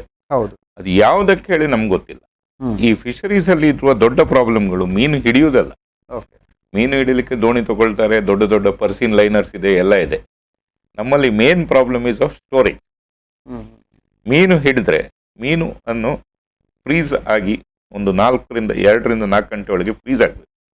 ನಿಮ್ಮ ಜಾಪನೀಸ್ ಶಿಪ್ಪಲ್ಲೇ ಫ್ರೀಸರ್ ಇರುತ್ತೆ. ಇಲ್ಲಿ ಅಟ್ಲೀಸ್ಟ್ ಡಾಕಲ್ಲಿ ಫ್ರೀಸರ್ ಇದ್ರೆ, ಕೋಲ್ಡ್ ರೂಮ್ಸ್, ಫ್ರೀಸರ್ಸ್, ಮೀನಿಗಾಗ್ಲಿ ತರಕಾರಿಗಾಗ್ಲಿ, ತರಕಾರಿ ಕೂಡ ವೇಸ್ಟೇಜ್ ಆಗೋದು ಕೋಲ್ಡ್ ರೂಮ್ಸ್ ಇಲ್ಲ. ಕೋಲ್ಡ್ ಸ್ಟೋರೇಜ್ ಇದು ಲಾಜಿಸ್ಟಿಕ್ಸ್ ನಮ್ಮಲ್ಲಿ ಇಲ್ಲ. ಅದನ್ನು ಹೆಚ್ಚಿಸಿದ್ರೆ ಖಂಡಿತವಾಗಿ, ಯಾಕಂದ್ರೆ ನಾನು ಅದರಲ್ಲೇ ಪರಿಣಿತ ಇರುವ ಮನುಷ್ಯ, ನನ್ನ ಬಿಸ್ನೆಸ್ ಕೋಲ್ಡ್ ಸ್ಟೋರೇಜ್. ಆದ್ರೆ ನಾನೇ ಜನರಲ್ ಆಗಿ ಹೇಳೋದು, ನಮ್ಮಲ್ಲಿ ಪೆರಿಷಬಲ್ ಐಟಮ್ಸ್ ಸಾಧಾರಣ ಮಟ್ಟಿಗೆ ನಾವು 20% 30% ಐಟಮ್ಸ್ ವೇಸ್ಟ್ ಆಗಿ ಹೋಗ್ತದೆ. ಯಾಕೆ ಹೇಳಿದ್ರೆ ಅದನ್ನು ನಾವು ಕಾಪಾಡ್ಲಿಕ್ಕೆ ಆಗೋದು. ಅದಕ್ಕೆ ಶೆಲ್ಫ್ ಲೈಫ್ 6 ಗಂಟೆ, 12 ಗಂಟೆ, 24 ಗಂಟೆ ಅಷ್ಟರೊಳಗೆ ನೀವು ಕೂಲ್ ಮಾಡೋದಿದ್ರೆ ಅದು ಹಾಳಾಗಿ ಹೋಗ್ತದೆ. ಅದನ್ನು ನಾನು ಸೇವ್ ಮಾಡಿದರೆ it will be a very big impact. ಆ ರೀತಿಯಲ್ಲಿ ಹೇಳಿರ್ಬೋದು. ಅಂದ್ರೆ ಭಾರಿ ಮೊತ್ತದಲ್ಲಿ ಅದು ವೇಸ್ಟ್ ಆಗೋದನ್ನ ತಪ್ಪಿಸಬಹುದು. ಅದಕ್ಕೆ ಸ್ವಲ್ಪ ಇಂಪಾರ್ಟೆನ್ಸ್ ಕೊಟ್ರೆ ಅಂದ್ರೆ ಈ ಸ್ಟೋರೇಜ್ ಆಫ್ ಇದು ಮೀನು ಇರ್ಬೋದು ಅಥವಾ ನಿಮ್ಮ ಗ್ರೇನ್ಸ್ ಇರ್ಬೋದು, ಇಟ್ ಮೇ ಬಿ ವೆಜಿಟೇಬಲ್ಸ್ ಇರ್ಬೋದು, ಯಾವುದೇ ಇರಲಿ, ಹಣ್ಣು ಹಂಪಲ್ ಇರ್ಬೋದು. ಸ್ಟೋರೇಜ್ ಮಾಡುವಾಗ ನಿಮಗೆ ಅದು, ಈಗ ಟೊಮೆಟೊಗೆ ಸ್ಟೋರೇಜ್ ತುಂಬ ಕಡೆ ಇದೆ. ನೀವು ನೋಡಿರ್ಬೋದು, ಟೊಮೆಟೊ ರೇಟು ಒಂದು ಟೈಮಲ್ಲಿ 10 ರೂಪಾಯಿ ಇರ್ತದೆ, ಇನ್ನೊಂದು ಟೈಮಲ್ಲಿ 60 ರೂಪಾಯಿ ಆಗ್ತದೆ. ಅದನ್ನು ನೀವು ಸ್ಟೋರೇಜ್ ಆಗಿ ಕರೆಕ್ಟ್ ಆಗಿ ಮಾಡಿದ್ರೆ ಆವ್ರೇಜ್ ಆಗಿ 30 ರೂಪಾಯಿ ಆಗಿ ವರ್ಷ ಇಡೀ ಮೇಂಟೈನ್ ಮಾಡ್ಲಿಕ್ಕೆ ಆಗತ್ತೆ. ಇನ್ನು ಕೃಷಿ ವಲಯ ಇರ್ಬೋದು ಸರ್, ಏನೋ ಹೇಳಕ್ ಬಂದ್ರೆ ಹೇಳಿ. ನಾವು ಆಗ ಹೇಳಿದ್ವಿ, ಕರ್ನಾಟಕದ ಬರ ಪೀಡಿತ ಕೇಂದ್ರ ವಲಯ ಏನಿದು, ಭಾಗಶಃ ಕಲ್ಯಾಣ ಕರ್ನಾಟಕ, ಉತ್ತರ ಕರ್ನಾಟಕ, ಹೌದು, ಅಲ್ಲಿ ಅವರು ಕೇಂದ್ರ ಭಾಗದ ಅದು ಬರಪೀಡಿತ ಪ್ರದೇಶ ಅಂತ ಇರೋದ್ರಿಂದ ಅಲ್ಲಿ ಅವರು ಭದ್ರಾ ಮೇಲ್ದಂಡೆ ಯೋಜನೆಗೆ 5,300 ಕೋಟಿ ರೂಪಾಯಿ ಕೇಂದ್ರದ ನೆರವು ಕೊಡ್ತಾರೆ, ಘೋಷಿಸಿದ್ದಾರೆ. ಬಹುಶಃ ಅದು ನಮ್ಮ ಎಲ್ಲ ಅಂದ್ರೆ ಯಾವ ರೀತಿ ಅಭಿವೃದ್ಧಿ ಆಗ್ಬೋದು, ಆಡಳಿತ ಪಕ್ಷದ ರಾಜಕಾರಣಿಗಳು ಅದನ್ನು ಬಹಳ ದೊಡ್ಡ ನೆರವು ಅಂತೇಳಿ ಹೇಳಿರ್ಬೋದು. ಯಾಕಂದ್ರೆ 5,300 ಕೋಟಿ ರೂಪಾಯಿ ಅದನ್ನು ಅವರು ಹನಿ ನೀರಾವರಿ ಮಾಡಿ ಕೃಷಿಗೆ ಹೆಚ್ಚು, ಈಗ ನೀವು ಮುಂದೆ ಬರುವಂತ ಕೃಷಿಗೆ ಹೆಚ್ಚು, ಬಹಳ ಕಡಿಮೆ ನೀರು ಬಳಸಿ ಹೆಚ್ಚು ಉತ್ಪಾದನೆ ಮಾಡುವಂತ ಅಂತ ಒಂದು ತಂತ್ರಜ್ಞಾನವನ್ನು ಕೂಡ ಅಳವಡಿಸಬೇಕು ಅಂತ ಕೇಂದ್ರದ ಚಿಂತನೆ ಆಗಿರೋದ್ರಿಂದ ಅದಕ್ಕೆ ಅವರು ಆ ನೀರಾವರಿ ಯೋಜನೆಗೆ ಹೆಚ್ಚು ಮಹತ್ವ ಕೊಟ್ಟಿದ್ದಾರೆ. ಕರ್ನಾಟಕಕ್ಕೆ ನನ್ನ ತಿಳುವಳಿಕೆ ಪ್ರಕಾರ ಈ ಬಜೆಟ್ನಲ್ಲಿ ಬಂದಂತ ಅತಿ ದೊಡ್ಡ ಕೊಡುಗೆ ಅಂದ್ರೆ ಅದು. ಅದರಲ್ಲಿ ಈಗ ಇನ್ನೊಂದು ವಿಚಾರ, ಮಿಲೆಟ್ ಹೇಳಿ ಕೇಳಿರ್ಬೋದು. ಮಿಲೆಟ್ ಅದು ನಮ್ಮ ರಾಜ್ಯ ಅಲ್ಲ, ನಮ್ಮ ದೇಶ the second largest producer of millet. ಅದಕ್ಕೆ ಈಗ ಅದರ ವಿಚಾರದಲ್ಲಿ ಸ್ವಲ್ಪ ಫೋಕಸ್ ಮಾಡಿ, ಈವನ್ IITsಗಳನ್ನು ಇನ್ವಾಲ್ವ್ ಮಾಡಿ ಮಿಲೆಟ್ ಪ್ರೊಡಕ್ಷನ್ ಅನ್ನು ಸ್ವಲ್ಪ ಅದಕ್ಕೊಂದು ರಿಸರ್ಚ್ ಇನ್ಸ್ಟಿಟ್ಯೂಟೇ ಮಾಡಿ ಆ ಮಿಲೆಟ್ ಪ್ರೊಡಕ್ಷನ್ ಅನ್ನು ನಂಬರ್ 1 ಆಗಬೇಕು ಇಡೀ ಪ್ರಪಂಚದಲ್ಲಿ ಎಂಬ ಒಂದು ಆಲೋಚನೆ ಇಟ್ಕೊಂಡು ಅದರ ವಿಚಾರ ಫೋಕಸ್ ಮಾಡ್ತಾ ಇದ್ದಾರೆ. ಇದೊಂದು ಹೊಸ ಫೋಕಸ್. ಮತ್ತೊಂದು ಬಾರಿ ಇನ್ನೊಂದು ಫೋಕಸ್ ಇದು ಆಹಾರ ಧಾನ್ಯಗಳ ವಿಚಾರ ಅಲ್ಲ, ನನ್ನದು ನರ್ಸಿಂಗ್ ಕಾಲೇಜ್ 150 ನರ್ಸಿಂಗ್ ಕಾಲೇಜನ್ನು ಓಪನ್ ಮಾಡಬೇಕು ಹೇಳಿದ್ದಾರೆ. ಇದು ನಿಜ ರೈಟ್ ಸ್ಟೆಪ್. ಯಾಕೆ ಹೇಳಿದ್ರೆ ನಮ್ಮ ಪಾಪ್ಯುಲೇಷನ್ಗೆ ನಮ್ಮಲ್ಲಿ ಡಾಕ್ಟರ್ಗಳು ತುಂಬಾ ಇದ್ದಾರೆ, ನರ್ಸ್ಗಳಿಲ್ಲ. ಮತ್ತೆ ನಮ್ಮಲ್ಲಿ ನರ್ಸ್ಗಳಿಗೆ ಭಯಂಕರ ಡಿಮಾಂಡ್ ಉಂಟು. Indian nurses are suppose to be the finest in the world. ನಿಮ್ಮ ಅಮೆರಿಕಾದಲ್ಲೇ ಆಗಲಿ ಗಲ್ಫಲ್ಲೇ ಆಗಲಿ ಎಲ್ಲರೂ ಪ್ರಿಫರ್ ಮಾಡೋದು Indian nurse. So this will also be a money earner. ಈಗ ಇವರೆಲ್ಲ ವಿದೇಶಕ್ಕೆ ಹೋಗಿ ಅಲ್ಲಿಂದ ಫಾರಿನ್ ಕರೆನ್ಸಿ ನಮಗೆ ಬಂದರೆ ನಮ್ಮ ರುಪಿ ವ್ಯಾಲ್ಯೂ ಕೂಡ ಜಾಸ್ತಿ ಆಗ್ಬೋದು. ಆದರೆ nursing is an important step. ಅದನ್ನೊಂದು ಆಲೋಚನೆ ಮಾಡಿದೊಂದು ಸಂತೋಷ. It is not a very big thing in ಇದರಲ್ಲಿ. ಆದರೆ ಅದರ ವಿಚಾರ ಒಂಚೂರು ಫೋಕಸ್ ಮಾಡಿ 150 ನರ್ಸಿಂಗ್ ಕಾಲೇಜ್ ಸ್ಟಾರ್ಟ್ ಮಾಡಬೇಕು ಹೇಳಿ ಒಂದು ಚಿಂತನೆಯನ್ನು ಹಾಕಿದ್ದಾರೆ. ಒಂದು ಯುವ ಸಮುದಾಯಕ್ಕೆ ಒಂದು ದೊಡ್ಡ ಲಾಭ ಇದೆ ಇದರಿಂದ ಅಂತ ಹೇಳ್ಬೋದು. ಹೌದು, ಎಜುಕೇಶನ್ ಅಲ್ಲಿ ಈಗ ಮುಂಚಿನಾಗೆ ಎಜುಕೇಶನ್ ಈಗ ತುಂಬಾ ನಾನಾ ತರದ ಎಜುಕೇಶನ್. ಮುಂಚೆ ಒಂದು BA BCom BSc ಆಮೇಲೆ ಇಂಜಿನಿಯರಿಂಗ್, ಡಾಕ್ಟರ್, ವಕೀಲ ಅಷ್ಟೇ ಕೆಲವೇ ವಿಭಾಗ ಇತ್ತು. ಈಗ ಸುಮಾರು 50 ತರದ್ದು ವಿಭಾಗಗಳಿದೆ. ಅಂಡ್ ಎಲ್ಲ ಈಗ ಎಲ್ಲಿವರೆಗೆ ಹೇಳಿದ್ರೆ BCom ಕಲ್ತವ್ರಿಗೆ ಒಳ್ಳೆ ಆಮದನಿ ಇದೆ, ಒಳ್ಳೆ ಸ್ಯಾಲರಿ ಸಿಗ್ತಾ ಇದೆ. ಇಂಜಿನಿಯರೇ ಆಗ್ಬೇಕಾಗಿಲ್ಲ. ಮುಂಚೆ ಕೇವಲ ಡಾಕ್ಟರ್ ಇಂಜಿನಿಯರ್ ಆದ್ರೆ ಮಾತ್ರ ಒಳ್ಳೆ ಜೀವನ ಇದೆ, ಹಾಗೇನಿಲ್ಲ. ಈಗ ಈ BCom ಕಲ್ತವರು ಈಗ ತುಂಬಾ ಒಳ್ಳೆ ಹುದ್ದೆಗಳಲ್ಲಿದ್ದಾರೆ, ಅವರಿಗೆ ಒಳ್ಳೆಯ ಕೆಲಸ ಸಿಗ್ತಾ ಇದೆ. ಹಾಗೆ ಇನ್ನೊಂದು ಫೋಕಸ್ ನಾನು ಆಶಿಸಿದ್ದೆ, ಅದು ಆಗಲಿಲ್ಲ ಈ ಸರ್ತಿ. ಏನ್ ಹೇಳಿದ್ರೆ ಈಗ ನಮ್ಮಲ್ಲಿ ಇಂಜಿನಿಯರಿಂಗ್ ಕಾಲೇಜು, ಮೆಡಿಕಲ್ ಕಾಲೇಜುಗಳು ಬೇಕಾದಷ್ಟಾಗಿದ್ದಾವೆ. ಅದಕ್ಕೆ ಪೂರಕವಾಗಿ ಈಗ ಒಂದು ಫ್ಯಾಕ್ಟ್ರಿ ಆಗ್ಬೇಕಾದ್ರೆ ಅಲ್ಲಿ ಟ್ರೈನ್ಡ್ ಟೆಕ್ನಿಷಿಯನ್ಸ್ ಬೇಕು. ITI ಅವರು ಸರ್ಟಿಫಿಕೇಟ್ ಹೋಲ್ಡರ್ಸ್ ಬೇಕು, ಡಿಪ್ಲೊಮಾ ಹೋಲ್ಡರ್ಸ್ ಬೇಕು. ನಮ್ಮಲ್ಲಿ ಈಗ ಇದೇ ಉಲ್ಟಾ ಪಲ್ಟಾ ಆಗಿದೆ. ಮುಂಚೆ ಒಂದು ಇಂಜಿನಿಯರ್ ಇದ್ರೆ ಒಂದು 2 ಡಿಪ್ಲೊಮಾ ಹೋಲ್ಡ್ರು, ಒಂದು 10 ITI ಹುಡುಗರು ಇದೆ. ಈಗ 10 ಇಂಜಿನಿಯರ್ ಇದ್ದಾರೆ, 2 ಡಿಪ್ಲೊಮಾ ಹೋಲ್ಡ್ರು, ಒಂದು ITI ಹೋಲ್ಡ್ರೆ. ಈಗ ಎಲ್ಲರೂ ಇಂಜಿನಿಯರ್ಗಳು ITI ಹೋಲ್ಡ್ರು ಕೆಲಸ ಮಾಡಬೇಕಾಗಿದೆ. ಈ certificate courses, specialise certificate courses, ಅದಕ್ಕೆ ಒತ್ತು ಇನ್ನೂ ಜಾಸ್ತಿ ತರಬೇಕು. ಅದು 6 ತಿಂಗಳು ಕೋರ್ಸು ಎಲ್ಲ ಮಾಡಿಲ್ಲ, ಒಂದು 2 ವರ್ಷದ್ದು ಕಡ್ಡಾಯವಾದ ಕೋರ್ಸು, ವೆಲ್ಡರ, ಫ್ಯಾಬ್ರಿಕೇಟರ, ರೆಫ್ರಿಜರೇಷನ್ ಟೆಕ್ನಿಷಿಯನ್ ಯಾವುದೇ ಆಗಲಿ ಅದನ್ನು ಕಲಿಸುವ ಒಂದು ಫೋಕಸ್. ನಿಮ್ಮ ಜರ್ಮನಿಯಲ್ಲೆಲ್ಲ ಇರುವುದು focus on technical upgradation. That is why Germany is technically one of the, ಇಡೀ ಜಗತ್ತಿನಲ್ಲೇ ಒಂದು ಸ್ಟ್ರಾಂಗ್ ನೇಷನ್ ಹೇಳಿದ್ರೆ ಜರ್ಮನಿ. ಅಂದ್ರೆ ತಾಂತ್ರಿಕ ಶಿಕ್ಷಣಕ್ಕೆ ಹೆಚ್ಚಿನ ಒತ್ತು ಕೊಟ್ಟಿಲ್ಲ ಇವತ್ತಿಗೂ.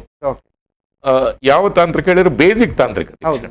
ನಾವು ಇಂಜಿನಿಯರ್ಗಳನ್ನು ಮಾಡ್ತಾ ಇದ್ದೇವೆ, ಆ ಇಂಜಿನಿಯರ್ಗಳು ಕೂಡ ಈಗ ಮುಂಚಿನ ತರಹದ ಇಂಜಿನಿಯರಿಂಗ್ ಕಲಿತಾ ಇಲ್ಲ. ಈಗ ಎಲ್ಲರೂ ಈ ಮಗ್ಗಿ ಪಾಠ ಹೇಳಿದಾಗೆ ಕಲ್ತ್ಕೊಂಡು ಇಂಜಿನಿಯರ್ ಆಗ್ತಾ ಇದ್ದಾರೆ. ಅಂದ್ರೆ ಕಮರ್ಷಿಯಲ್ ಚಿಂತನೆ ಅನ್ನುವಂಥದ್ದು ಬಂದಿದೆ ಅನ್ನುವಂಥದ್ದು. ಇನ್ನು ತಾಂತ್ರಿಕ ಶಿಕ್ಷಣಕ್ಕೆ ಹೆಚ್ಚಿನ ಒತ್ತು ನೀಡಿದ್ರೆ ಚೆನ್ನಾಗಿತ್ತು, ಅದು ಆಗಿಲ್ಲ. ಮುಂದಿನ ದಿನಗಳಲ್ಲಿ ಆಗಬಹುದು ಅನ್ನುವಂಥ ಭರವಸೆಯ ಜೊತೆ ಇನ್ನಷ್ಟು ಚರ್ಚೆ ಮಾಡೋಕ್ಕಿದೆ. ಮಹಿಳೆಯರಿಗೆ ಅಥವಾ ಯುವಕರಿಗೆ, ಯುವ ಸಮುದಾಯಕ್ಕೆ ಯಾವ ರೀತಿಯ ಒಂದು ಅವಕಾಶಗಳನ್ನು ನೀಡಲಾಗಿದೆ, ಈ ಬಾರಿ ಮನ್ನಣೆಯನ್ನು ನೀಡಲಾಗಿದೆ, ಎಲ್ಲವನ್ನು ಕೂಡ ಮಾತಾಡ್ತೀವಿ. ಈಗ ಪುಟ್ಟ ವಿರಾಮ.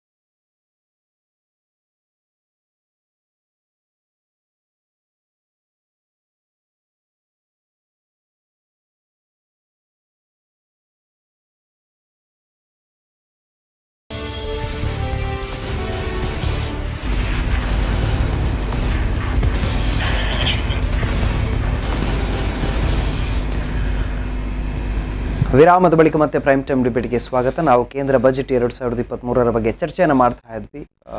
ಈಗ ನಾನು ಮಾತನಾಡ್ತಾ ಇದ್ದಂಥದ್ದು ಈಗಾಗಲೇ ಅಂದರೆ ತಾಂತ್ರಿಕ ಶಿಕ್ಷಣಕ್ಕೆ ಹೆಚ್ಚಿನ ಒತ್ತು ಕೊಡಬೇಕು, ಅದು ಆಗಿಲ್ಲ, ಈವರೆಗೂ ಆಗಿಲ್ಲ, ಈ ಬಾರಿಯೂ ಆಗಿಲ್ಲ ಅನ್ನುವಂಥ ಬೇಸರವನ್ನು ವ್ಯಕ್ತಪಡಿಸಿದರು ಅತಿಥಿಗಳು. ಇನ್ನು ಕೃಷಿ ಬಗ್ಗೆ ಮಾತನಾಡಬೇಕು ಅಂದರೆ ಕೃಷಿ ವಲಯಕ್ಕೆ ಮುಖ್ಯವಾಗಿ ಕೃಷಿಕರು ಕೂಡ ನಿರೀಕ್ಷೆ ಮಾಡ್ತಾ ಇರ್ತಾರೆ, ಈ ಬಾರಿಯ ಬಜೆಟ್ನಲ್ಲಿ ನಮಗೆ ಏನು ಪೂರಕವಾಗಿರುವಂಥ ವಿಚಾರ ಸಿಗುತ್ತೆ ಅನ್ನುವಂಥದ್ದು. ಇದು ಮುಖ್ಯವಾಗಿರುವಂಥದ್ದು, ಯಾಕಂದರೆ ಕೃಷಿ ಪ್ರಧಾನವಾದಂಥ ದೇಶ ಅನ್ನುವಂಥದ್ದು ಇಡೀ ಪ್ರಪಂಚಕ್ಕೆ ಗೊತ್ತಿದೆ.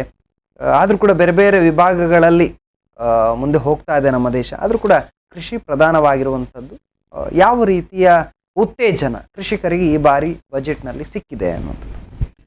ಕೃಷಿಗೆ ಈ ವರ್ಷ ಕೆಲವೆಲ್ಲ ಫೋಕಸ್ ಏರಿಯಾಸ್ ಉಂಟು. ಒಂದು ಏನು ಹೇಳಿದ್ರೆ ಈ ಆಗ್ರಿಟೆಕ್ ಸ್ಟಾರ್ಟ್ಅಪ್ಸ್ ಹೇಳಿ ಶುರು ಮಾಡಿದ್ದಾರೆ, ಅದಕ್ಕೊಂದು ಫೋಕಸ್ ಏರಿಯಾ ಆಗಿ ಅದನ್ನು ಎನ್ಕರೇಜ್ ಮಾಡಬೇಕು ಹೇಳಿ ಅದಕ್ಕೆ ಎಕ್ಸಿಲರೇಟ್ ಫಂಡ್ ಒಂದು ಸೆಟ್ ಮಾಡ್ತಾ ಇದ್ದಾರೆ. ಇನ್ನೊಂದು ಈಗ cotton is a big crop ನಮ್ಮ ಊರಲ್ಲಿ, ನಮ್ಮ ದೇಶದಲ್ಲಿ. ಕಾಟನ್ ಮ್ಯಾನುಫ್ಯಾಕ್ಚರಿಂಗಿಗೆ ಪಬ್ಲಿಕ್ ಪ್ರೈವೇಟ್ ಪಾರ್ಟ್ನರ್ಶಿಪ್ ಒಂದು ಸ್ಟಾರ್ಟ್ ಮಾಡುವ ಒಂದು ಇದಿದೆ. ಮತ್ತೆ ಇನ್ನೊಂದು ಮುಖ್ಯ ಇದು ಅಗ್ರಿಕಲ್ಚರಲ್ ಸೊಸೈಟಿಗಳು ಮಾಡಬೇಕು, ಅದಕ್ಕೆ ಒತ್ತು ಇಡ್ತಾ ಇದ್ದಾರೆ. ಅಂದ್ರೆ ನೀವು ಒಗ್ಗಟ್ಟಿನಲ್ಲಿ ಯಾವಾಗಲೂ ಬಲವಿದೆ. ನೀವು ಒಬ್ಬರೇ ಒಂದು ಸಣ್ಣ ಸ್ಮಾಲ್ ಫಾರ್ಮರ್ ಹೇಳಿದ್ರೆ ಅವರಿಗೆ ಏನು ಬಲ ಇರುವುದಿಲ್ಲ. 1 ಎಕರೆ ಜಾಗ 50 ಸೆಂಟ್ ಜಾಗ ಮಾಡುವ ಅವರು 1 ಎಕರೆ ಅವರು ಒಂದು 10 ಜನ ಅಥವಾ 100 ಜನ ಸೇರಿದ್ರೆ ನಮ್ಮ ಅಮೂಲ್ ಎಂಬ ಕೋಆಪರೇಟಿವ್ ಅದಕ್ಕೆ ಒಂದು ನಿದರ್ಶನ. ಅಮೂಲ್ ಈಗ ಇಡೀ ಲೋಕದಲ್ಲೇ ಲಾರ್ಜೆಸ್ಟ್ ಡೈರಿ ಕಾರ್ಪೊರೇಷನ್. ಅವರು ನೆಸ್ಲೆ ಗಿಸ್ಲೆನೆಲ್ಲ ಓವರ್ಟೇಕ್, ನೆಸ್ಲೆ ಎಲ್ಲ ಜಾಯಿಂಟ್ಗಳು. ಅಮೂಲ್ ಒಂದು ವರ್ಗೀಸ್ ಕುರಿಯನ್ ಅವರ ವಿಷನ್ ಅಲ್ಲಿ ಅಮೂಲ್ ಈಗ ಇಡೀ ಲೋಕದಲ್ಲೇ ಡೈರಿ ಫಾರ್ಮಿಂಗ್ ಅಲ್ಲಿ, ಅದೇ ರೀತಿ ಅಗ್ರಿಕಲ್ಚರಲ್ಲಿ ನಾವು ಮುಂದುವರೆದ್ರೆ ಇವನ್ ಈ ಕೋಳಿ ಸಾಕಣೆ ಆಗಲಿ ಅಥವಾ ನಿಮ್ಮ ಏನೇ ಆನಿಮಲ್ ಹಸ್ಬೆಂಡ್ರಿ, ಯಾವುದೇ ಆನಿಮಲ್ ಇದು, ಅದೇ ರೀತಿ ನಮ್ಮ ಇದು ತರಕಾರಿ ಆಗಲಿ. ಮತ್ತೆ ನಮ್ಮಲ್ಲಿ ಇಸ್ರೇಲ್ ಒಟ್ಟಿಗೆ ಬಾರಿ ಒಳ್ಳೆ ಸಂಬಂಧ ಇದೆ. ಇಸ್ರೇಲ್ನವರು ಅಲ್ಲಿ ನೀರಿಲ್ಲದ ಕಡೆಯಲ್ಲಿ ಅವರು ನೀವು ಯೂಸ್ ಮಾಡುವ 10ನೇ ಒಂದು ಅಂಶ ನೀರಲ್ಲಿ ಅಷ್ಟೇ ಬೆಳೆ ತೆಗೆಯುವಂತ ಇದು ಮಾಡ್ತಾ ಇದ್ದಾರೆ. ಆ ರೀತಿಯಲ್ಲಿ ಒಂದು ಸೈಂಟಿಫಿಕ್ ಫಾರ್ಮಿಂಗ್ ಎಲ್ಲ ಮಾಡಲಿಕ್ಕೆ ಅವಕಾಶ ಮಾಡಿಕೊಟ್ರೆ ಖಂಡಿತವಾಗಿ ನಮ್ಮ ದೇಶ ಇನ್ನೂ ಎತ್ತರಕ್ಕೆ ಹೋಗ್ತದೆ. ಈಗಲೇ ನಾವು ಫುಡಲ್ಲಿ ಸೆಲ್ಫ್ ಸಫಿಷಿಯೆಂಟ್ ಲೋಕದಲ್ಲಿ, ಆದರೆ ನಾವು ಎಕ್ಸ್ಪೋರ್ಟ್ ಮಾಡ್ಲಿಕ್ಕಾದ್ರೆ ಅದಕ್ಕಿಂತ ದೊಡ್ಡ ಇದಿಲ್ಲ, ಏನಿಲ್ಲ. ಹಾಗೆ ಫೋಕಸ್ ಹಾಕಿದ್ದಾರೆ, ಪ್ರಯತ್ನ ಇದೆ. ಜನರ ಸಹಕಾರ ಇದ್ರೆ, ಸ್ವಲ್ಪ ಜನರು ಕೂಡ ಮುತುವರ್ಜಿ ವಹಿಸಿದ್ರೆ ಖಂಡಿತವಾಗಿ ಮುಂದುವರಿಸುತ್ತೆ. ಜಯರಾಮ್ ಅವರು, ಈ ಬಜೆಟ್ನಲ್ಲಿ ಸ್ವಲ್ಪ ಪ್ರಧಾನಮಂತ್ರಿ ಗತಿಶಕ್ತಿ ಅಂತೇಳಿ ಒಂದು ಮಾಸ್ಟರ್ ಪ್ಲ್ಯಾನ್, ಅದಕ್ಕೆ ಸ್ವಲ್ಪ ಆದ್ಯತೆ ಕೊಡಿದೆ. ಈ ಗತಿಶಕ್ತಿ ಯೋಜನೆ ಹಿಂದೆಯೂ ಇತ್ತು, ಆದರೆ ಈ ಸರ್ತಿ ಅದಕ್ಕೆ ಹೆಚ್ಚು ಆದ್ಯತೆ ಕೊಡಿದ್ದಾರೆ. ಅಂದರೆ ಯಾವುದೇ ಒಂದು ಯೋಜನೆ ನೀವು ಒಂದು ಕಾಲಮಿತಿಯೊಳಗೆ ಮುಗಿಬೇಕು.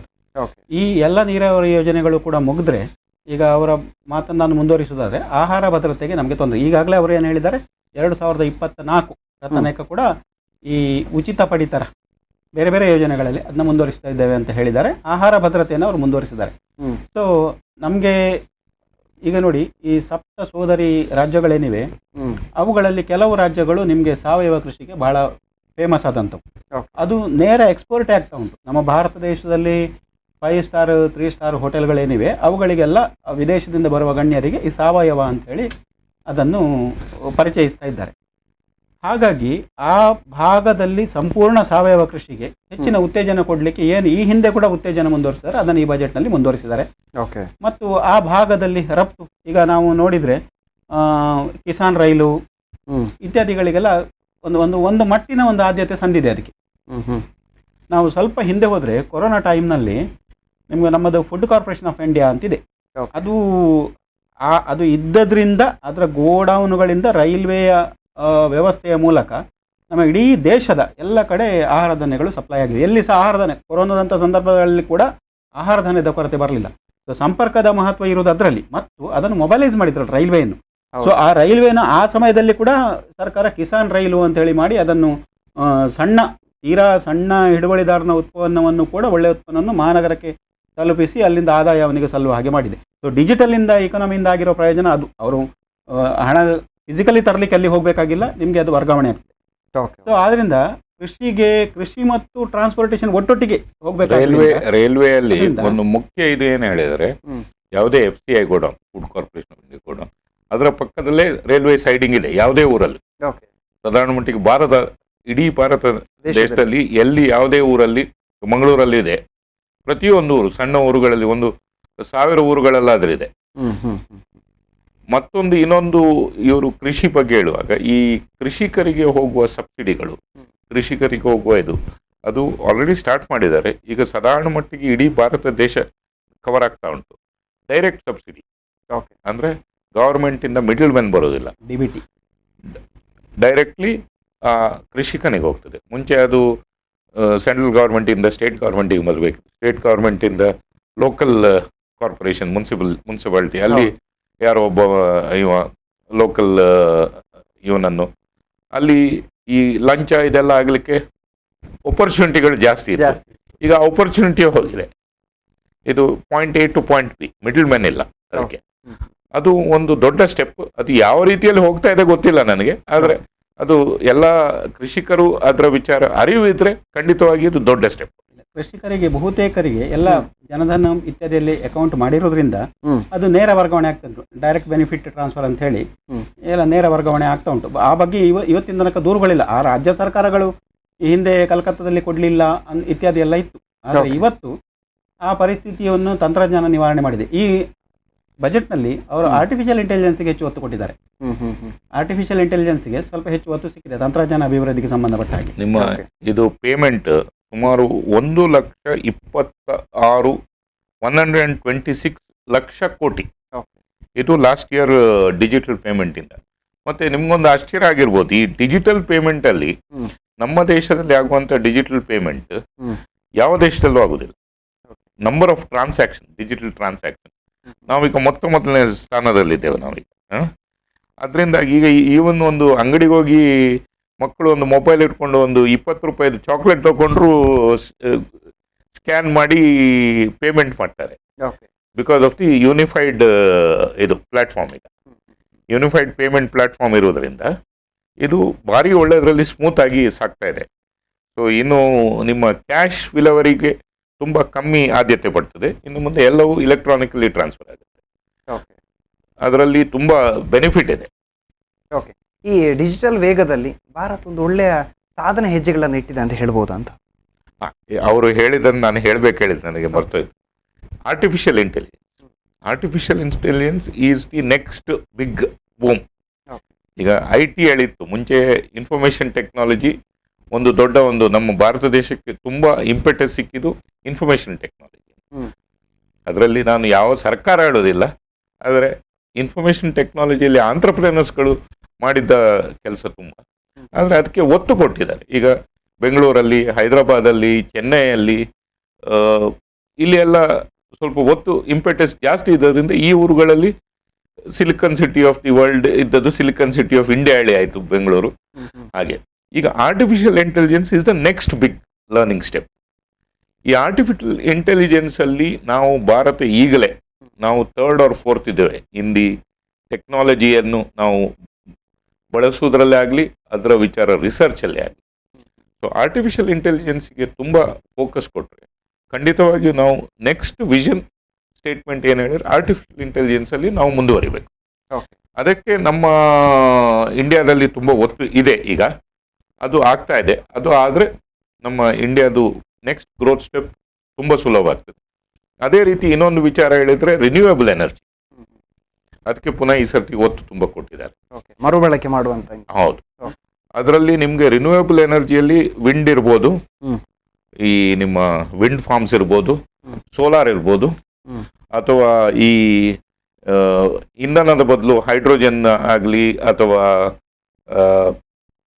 ಬೇರೆ ಏನಾದರೂ ರಿಸರ್ಚ್ ಆಗ್ತಾ ಇದ್ರೆ ಅದಕ್ಕೆ ತುಂಬ ಇಂಪೆಟಸ್ ಕೊಟ್ಟಿದ್ದಾರೆ. ಈ ಬಜೆಟ್ ಅಲ್ಲೂ ಅದಕ್ಕೆ ತುಂಬ ಫಂಡಿಂಗು ಅವರು ಇಟ್ಟಿದ್ದಾರೆ, ಅಲೋಕೇಶನ್ ಮಾಡಿದ್ದಾರೆ. ಈ ಆರ್ಟಿಫಿಷಿಯಲ್ ಇಂಟೆಲಿಜೆನ್ಸ್ ಅಲ್ಲಿ ನಿಮಗೆ ಮೆಡಿಕಲ್ ಫೀಲ್ಡ್ ಅಲ್ಲಿ ಬಹಳ ಉಪಯೋಗ ಇದೆ. ಯಾಕಂದ್ರೆ ರೋಬೋಟಿಕ್ ಸರ್ಜರಿ ಅಂತ ಆದಾಗ ನಿಮಗೆ ದೊಡ್ಡ ಗಾಯ ಮಾಡದೆ ನೀವು ಪರ್ಟಿಕ್ಯುಲರ್ ಯಾವ ಆರ್ಗನ್ ಡ್ಯಾಮೇಜ್ ಆಗಿದೆಯೋ ಅಥವಾ ಎಲ್ಲಿ ರೋಗಗ್ರಸ್ತ ಭಾಗ ಇದೆಯೋ ನೀವು ನಿರ್ದಿಷ್ಟವಾಗಿ ಅಲ್ಲಿ ಟ್ರೀಟ್ಮೆಂಟ್, ಸರ್ಜರಿ, ಅದರಿಂದ ಬಹಳ ಮನುಷ್ಯ ಅನಾರೋಗ್ಯದಿಂದ ನೋವು ತಿನ್ನುವ ಅಂಶ ಕಡಿಮೆ ಆಗ್ತದೆ. ಎರಡನೇದಾಗಿ ಖರ್ಚು ಕಡಿಮೆ ಆಗ್ತದೆ. ಆತ ಆಸ್ಪತ್ರೆಯಲ್ಲಿ ಇರಬೇಕಾದ ಅವಧಿ ಕೂಡ ಕಡಿಮೆ ಆಗ್ತದೆ. ಸೊ ಮೆಡಿಕಲ್ ಫೀಲ್ಡ್ನಲ್ಲಿ ಅದು ಪರ್ಟಿಕ್ಯುಲರ್ಲಿ ಆರೋಗ್ಯದ ವಿಷಯದಲ್ಲಿ ನೀವು ಆರ್ಟಿಫಿಷಿಯಲ್ ಇಂಟೆಲಿಜೆನ್ಸ್ ಬಹಳ ಪ್ರಮುಖ ಪಾತ್ರ ವಹಿಸ್ತದೆ. ತಂತ್ರಜ್ಞಾನದ ಇದರಲ್ಲಿ ಮಾತ್ರ ಅಲ್ಲ, ತಂತ್ರಜ್ಞಾನ ಕ್ಷೇತ್ರ ಅಂದರೆ ಬೇರೆ ಇಂಜಿನಿಯರಿಂಗ್ ಫೀಲ್ಡ್ ಮಾತ್ರ ಅಲ್ಲ, ವೈದ್ಯಕೀಯ ಫೀಲ್ಡ್ಗೆ ಕೂಡ ಅದರಿಂದ ಲಾಭ ಇದೆ. ವೈದ್ಯಕೀಯ ಫೀಲ್ಡಲ್ಲಿ ಎಲ್ಲಿವರೆಗೆ ಹೇಳಿದ್ರೆ ಇನ್ನು ಮುಂದೆ ಈ ರೋಬೋಟಿಕ್ಸ್ ಇನ್ನೂ ಪ್ರೋಗ್ರೆಸ್ ಆಗ್ತಾ ಹೋದಾಗೆ ರಿಮೋಟ್ ಆಪರೇಷನ್ಸ್ ಮಾಡ್ಲಿಕ್ಕೆ ಆಗುವಂತ ಒಂದು, ಈಗಲೇ ಕೆಲವು ಕಡೆಯಲ್ಲಿ they have been successful.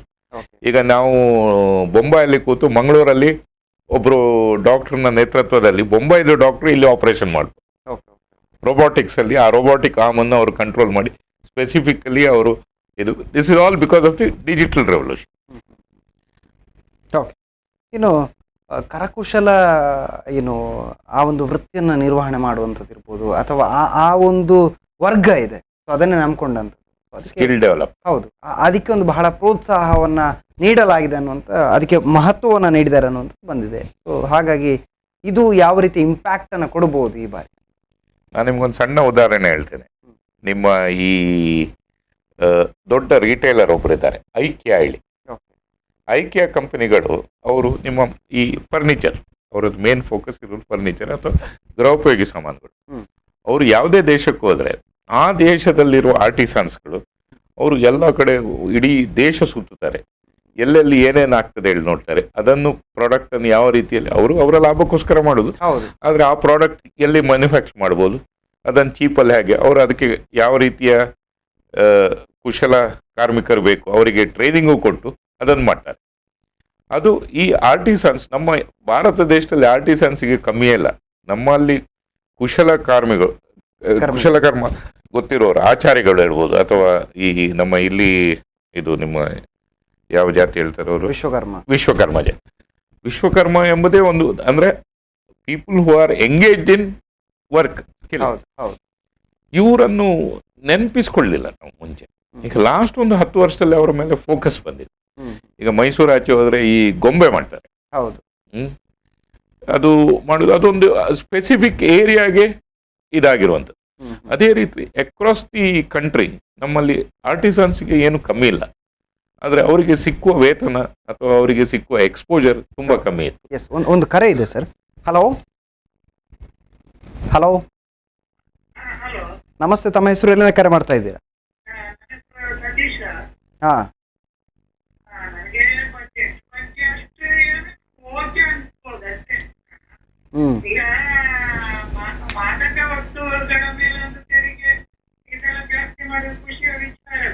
Okay.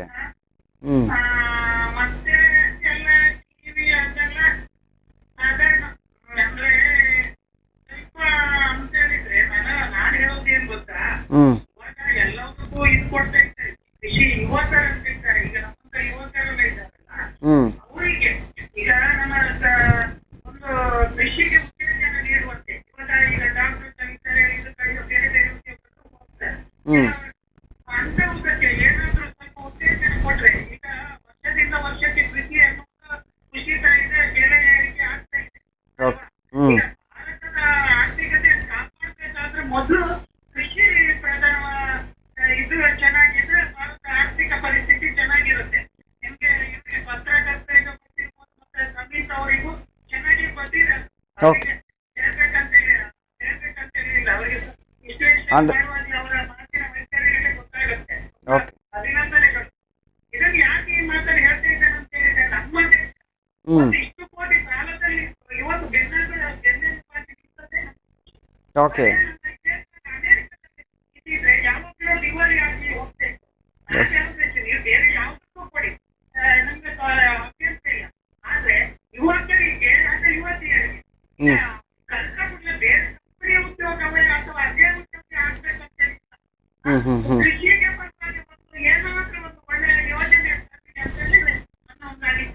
Okay okay right, ಧನ್ಯವಾದ ಸರ್ ಕರೆ ಮಾಡಿರೋದಕ್ಕೆ. ಒಂದು ಒಳ್ಳೆ ಅಭಿಪ್ರಾಯವನ್ನ ವ್ಯಕ್ತಪಡಿಸಿದ್ರು. ಅಂದ್ರೆ ಅವರು ಹೇಳಿದ್ರಲ್ಲಿ ಅವರು ಕೆಲವೆಲ್ಲ ನಿಜ ಇದೆ. ಕೃಷಿ ವಿಚಾರದಲ್ಲಿ ನನಗೆ ಅವರ ಹೇಳಿದ್ರಲ್ಲಿ ಅಷ್ಟು ಸಮ್ಮತಿ ಇಲ್ಲ, ಯಾಕಂದ್ರೆ ಕೃಷಿಗೆ ನಮ್ಮ ಆದ್ಯತೆ ಇದೆ, ಆದ್ರೆ ಯುವಕರನ್ನು ಬೆಳೆಸಬೇಕಾದದ್ದು. ಈಗ ಯುವಕರಿಗೆ ಒಂದು ಎಲ್ಲಿಯಾದ್ರೂ ಒಂದು ಕೆಲಸ ಸಿಕ್ಕುವಾಗ, ಉದ್ಯೋಗ ಸಿಕ್ಕುವಾಗೆ ಮಾಡ್ಲಿಕ್ಕೆ ನಾವು ಬರೀ ಕಲ್ಸಿದ್ರಾಗ್ಲಿಲ್ಲ, ಕಲ್ಸಿ ಬೀದಿಯಲ್ಲಿ ಬಿಟ್ಟರೆ ಅವ್ರಿಗೆ ಮತ್ತೆ ಎಲ್ಲಿ ಉದ್ಯೋಗ ಸಿಗ್ತದೆ. ಅದಕ್ಕೊಂದು ಉದ್ಯೋಗ ಪ್ರೊಟೆಕ್ಷನ್, ಒಂದು ವರ್ಷ ಸಮಯ ಏನೋ ಒಂದು ಗವರ್ಮೆಂಟ್ ಅಲ್ಲಿ ಉದ್ಯೋಗ ಭದ್ರತೆ ಒಂದು ಸೆಕ್ಯೂರಿಟಿ ಸಿಕ್ಕಿದ್ರೆ ಆ ನಿಟ್ಟಿನಲ್ಲಿ ಯಾವ ರೀತಿ ಮಾಡ್ಬೇಕಲ್ಲ ನನಗೆ ಅನಿಸಿಕೆ ಬರ್ತಾ ಇಲ್ಲ. ಆದ್ರೆ ಇದನ್ನು ಯಾವುದೇ ಗವರ್ಮೆಂಟ್ ಆದ್ರೂ ಆ ಉದ್ಯೋಗ ಅವಕಾಶವನ್ನು ಮಾಡುವ ಒಂದು ನಿಟ್ಟಿನಲ್ಲಿ ಒಂದು ಆಲೋಚನೆ ಮಾಡಲೇಬೇಕು. ಒಂದು ಸೀಮಿತ ಅವಧಿಯ ಒಂದು ಉದ್ಯೋಗವನ್ನ ಕೊಡ್ಬೇಕು, ಅವರಿಗೆ ಒಂದು ಅನುಭವ. ಹೌದು, ಅಲ್ಲಿ ಏನಾದ್ರು ಟ್ರೈನಿಂಗ್ ಬೇಕಾದ್ರೆ ಟ್ರೈನಿಂಗ್ ಕೊಡ್ಬೇಕು, ಅವರಿಗೆ ಒಂದು ಬೇಕಾದ್ರೆ ಸ್ಟೈಪೆಂಡ್ ಆಗಿ ಕೊಡ್ಲಿ, ಅದನ್ನೇನು ಸಂಬಳ ಹೇಳಿ ಕೊಡ್ಬೇಕಾಗಿಲ್ಲ. ಅವ್ರಿಗೆ 1 ವರ್ಷ ಒಂದು ಟ್ರೈನಿಂಗ್ ಮಾಡಿ ಅಲ್ಲಿ ಸ್ವಲ್ಪ ಟ್ರೈನಿಂಗು ಇರಬೇಕು, ಉದ್ಯೋಗವೂ ಇರಬೇಕು, ಎರಡೂ ಇರಬೇಕು. ಆಮೇಲೆ ಅವರಿಗೆ ಇಂಥ ಅವನಿಗೆ ಈ ಕೆಲಸಗಳು ಅವನಿಗೆ ಅನುಭವ ಇದೆ, ಇದರಲ್ಲಿ ಅವನಿಗೆ ಆಪ್ಟಿಟ್ಯೂಡ್ ಇದೆ ಎಂಬ ಒಂದು ಆಪ್ಟಿಟ್ಯೂಡ್ ಸರ್ಟಿಫಿಕೇಟ್ ಕೊಟ್ರೆ ಉದ್ಯೋಗ ಅವಕಾಶ ಕೂಡ ಬೆಳೀತದೆ. ಯಾರು ಎಂಪ್ಲಾಯರಿಗೆ ಕೂಡ ಇಂಥ ಹುಡುಗರು ನನಗೆ ಬೇಕು ಹೇಳಿ ಅಂಥದ್ದೇ ಸ್ಪೆಸಿಫಿಕ್ ಇದರಲ್ಲಿ ಸಿಗ್ತಾರೆ. Yes yes right. ಇನ್ನು ಈ ಮೂಲ ಸೌಕರ್ಯ ಅಂತ ಬಂದಾಗ ರಸ್ತೆ ಇರ್ಬೋದು, ಬೇರೆ ಬೇರೆ ಬಂತು. ಇನ್ನು ಮೂಲ ಸೌಕರ್ಯದಲ್ಲಿ ಬೇರೆ ಯಾವುದಕ್ಕೆ ಉತ್ತೇಜನವನ್ನು ನೀಡಿದ್ದಾರೆ? ಅವರು ಮೂಲ ಸೌಕರ್ಯ ಕ್ಷೇತ್ರದಲ್ಲಿ 10 ಲಕ್ಷ ಕೋಟಿ ರೂಪಾಯಿ ಬಂಡವಾಳ ಹೂಡಿಕೆ ಮಾಡ್ತೇವೆ ಅಂತ ಹೇಳ್ತಾರೆ. ಓಕೆ. ಅದೇ ಅಂಕಿ ಸಂಖ್ಯೆಯಲ್ಲಿ ಅವರು ಹೇಳ್ತಾರೆ ಒಂದು 60 ಲಕ್ಷ ಹೊಸ ಉದ್ಯೋಗ ಸೃಷ್ಟಿ ಮಾಡ್ತೇವೆ ಅಂತ ಹೇಳ್ತಾರೆ. ಈ ಮೂಲ ಸೌಕರ್ಯದಲ್ಲಿ ನಿಮಗೆ ಈ ಎಲ್ಲ ಆಧುನಿಕ ಏನು ರಚನೆಗಳಿವೆ ಅಲ್ಲ, ಅವೆಲ್ಲ ಅದರಲ್ಲಿ ಬರ್ತವೆ. ಅಂದರೆ ಈಗ ಫ್ಲೈಓವರು, ರೋಡು, ಈಗ ಮೀನುಗಾರಿಕೆ ರಾಜ್ಯ ಮಟ್ಟದಲ್ಲಿ ನೀವು ನೋಡುವಾಗ ಈಗ ಅವರು ಆಹಾರ ಸಂಗ್ರಹ ಇದೆ ಅಲ್ಲ, ಅದನ್ನು ಕೋಲ್ಡ್ ಸ್ಟೋರೇಜ್ ಮಾಡಿ ತುರ್ತಾಗಿ ಪೆರಿಷೇಬಲ್ ಅಂದರೆ ಬೇಗ ಹಾಳಾಗುವಂಥ ವಸ್ತುಗಳು, ಅಂಥ ಮೂಲ ಸೌಕರ್ಯಗಳನ್ನು ಡೆವಲಪ್ ಮಾಡಲಿಕ್ಕೆ ಇತ್ಯಾದಿ ಎಲ್ಲ ಅದರಲ್ಲಿ ಆ ಒಂದು ಶೀರ್ಷಿಕೆ ಅಡಿಯಲ್ಲಿ ಬರ್ತದೆ. ಈಗ ಸತೀಶ್ ಅವರು ಒಂದು ಮಾತು ಹೇಳಿದ್ರಲ್ಲ, ಕೃಷಿಕರಿಗೆ ಭದ್ರತೆ ಇಲ್ಲ ಅಂತ ಹೇಳೋದು, ಅದಕ್ಕೆ ಭಾರತದ ಕೃಷಿಯನ್ನು ನೀವು ನೋಡಿದರೆ ಅದಕ್ಕೆ ಬೇರೆ ಬೇರೆ ಕಾರಣಗಳಿವೆ. ಒಂದನೇದಾಗಿ ಇಲ್ಲಿಯ ಕೃಷಿ ಬಹುಪಾಲು ಮಳೆ ಆಶ್ರಿತ. ನೀವು ಮಳೆಯನ್ನೇ ನಂಬಿ ಇವರು ಬೆಳೆ ತೆಗಿಬೇಕು. ನೀವು ಕೆಲವು ಭಾಗಗಳಲ್ಲಿ ನೋಡಿ, ಆ ಗುಜರಾತ್ ನರ್ಮದಾ ಯೋಜನೆ ಆಗುವ ಮೊದಲು ಎಲ್ಲಿತ್ತು ನೀರು ಇರಲಿಲ್ಲ, ಕಚ್ಚು ಮರುಭೂಮಿ ಹತ್ತಲಾಗ್ಯದು. ಆದ್ದರಿಂದ ನೀರಾವರಿ ಯೋಜನೆಗಳು ಹೆಚ್ಚಾಗಬೇಕು ಮತ್ತು ಕಡಿಮೆ ನೀರು ಬಳಸಿ ಹೆಚ್ಚು ಬೆಳೆ ತೆಗೆಯುವಂಥ ತಂತ್ರಜ್ಞಾನ ಬರಬೇಕು. ಇವತ್ತು ಈ ಮೊದಲೊಂದು ಮಾತು ಬಂತು ನೋಡಿ, ಹೆಚ್ಚು ಬೆಳೆ ಬೆಳೆದ ಕೂಡ ಬೆಲೆ ಕ್ರ್ಯಾಶ್ ಆಗ್ತದೆ, ಅವರಿಗೆ ಹಾಕಿದ ದುಡ್ಡು ಬರೋದಿಲ್ಲ. ನಮ್ಮಲ್ಲಿ ಈ ಬೆಳೆಗಾರನೇ ಮಾರಾಟಗಾರನಾಗುವಂಥ ಪರಿಸ್ಥಿತಿ ಇಲ್ಲ. ಎಕ್ಸ್ಪೋರ್ಟ್ನಲ್ಲಿ ಇರ್ಬೋದು ಅಥವಾ ಬೇರೆ ನೇರ ರಫ್ತು ಮಾಡೋದ್ರಲ್ಲಿ ಇರ್ಬೋದು, ಹೊರತು ಬೆಳೆಗಾರ 2 ರೂಪಾಯಿಗೆ ಮಾರಿದ್ದನ್ನು ವ್ಯಾಪಾರಿ ನಮಗೆ 8 ರೂಪಾಯಿಗೆ ಮಾರ್ತಾನೆ. ಅಂದರೆ ಅಷ್ಟು ಡಿಫರೆನ್ಸ್ ಇದೆ ಇವತ್ತು. ಹೌದು. ಈ ಡಿಫರೆನ್ಸ್ ಅನ್ನು ಕ್ಲಬ್ ಮಾಡಿ, ಯಾಕಂದ್ರೆ ಇಲ್ಲಿ ಬೆಳೆಗಾರ ಮತ್ತು ಬಳಕೆದಾರನಿಗೆ ನೇರ ಸಂಪರ್ಕ ನೀವು ಬಂತು ಅಂತ ಹೇಳಿ ಆದರೆ ಅಲ್ಲಿ ರೈತನಿಗೊಂದು ನ್ಯಾಯ ಸಿಗ್ತದೆ. ಈಗ ಒಂದು ಇವತ್ತಿನ ಪೊಸಿಷನ್ ಅನ್ನು ನೋಡಿ, ಒಂದು ತೆಂಗಿನ ಮರ ಹತ್ತಬೇಕಾದ್ರೆ ಇವತ್ತು 85 ರೂಪಾಯಿ ರಿಂದ 100 ರೂಪಾಯಿ ಚಾರ್ಜ್ ಮಾಡ್ತಾರೆ. ಸಾಹಸದ ಕೆಲಸ, ಅಪಾಯ ಇರುವಂತ ಕೆಲಸ, ಡೌಟೇ ಇಲ್ಲ ಅದರಲ್ಲಿ.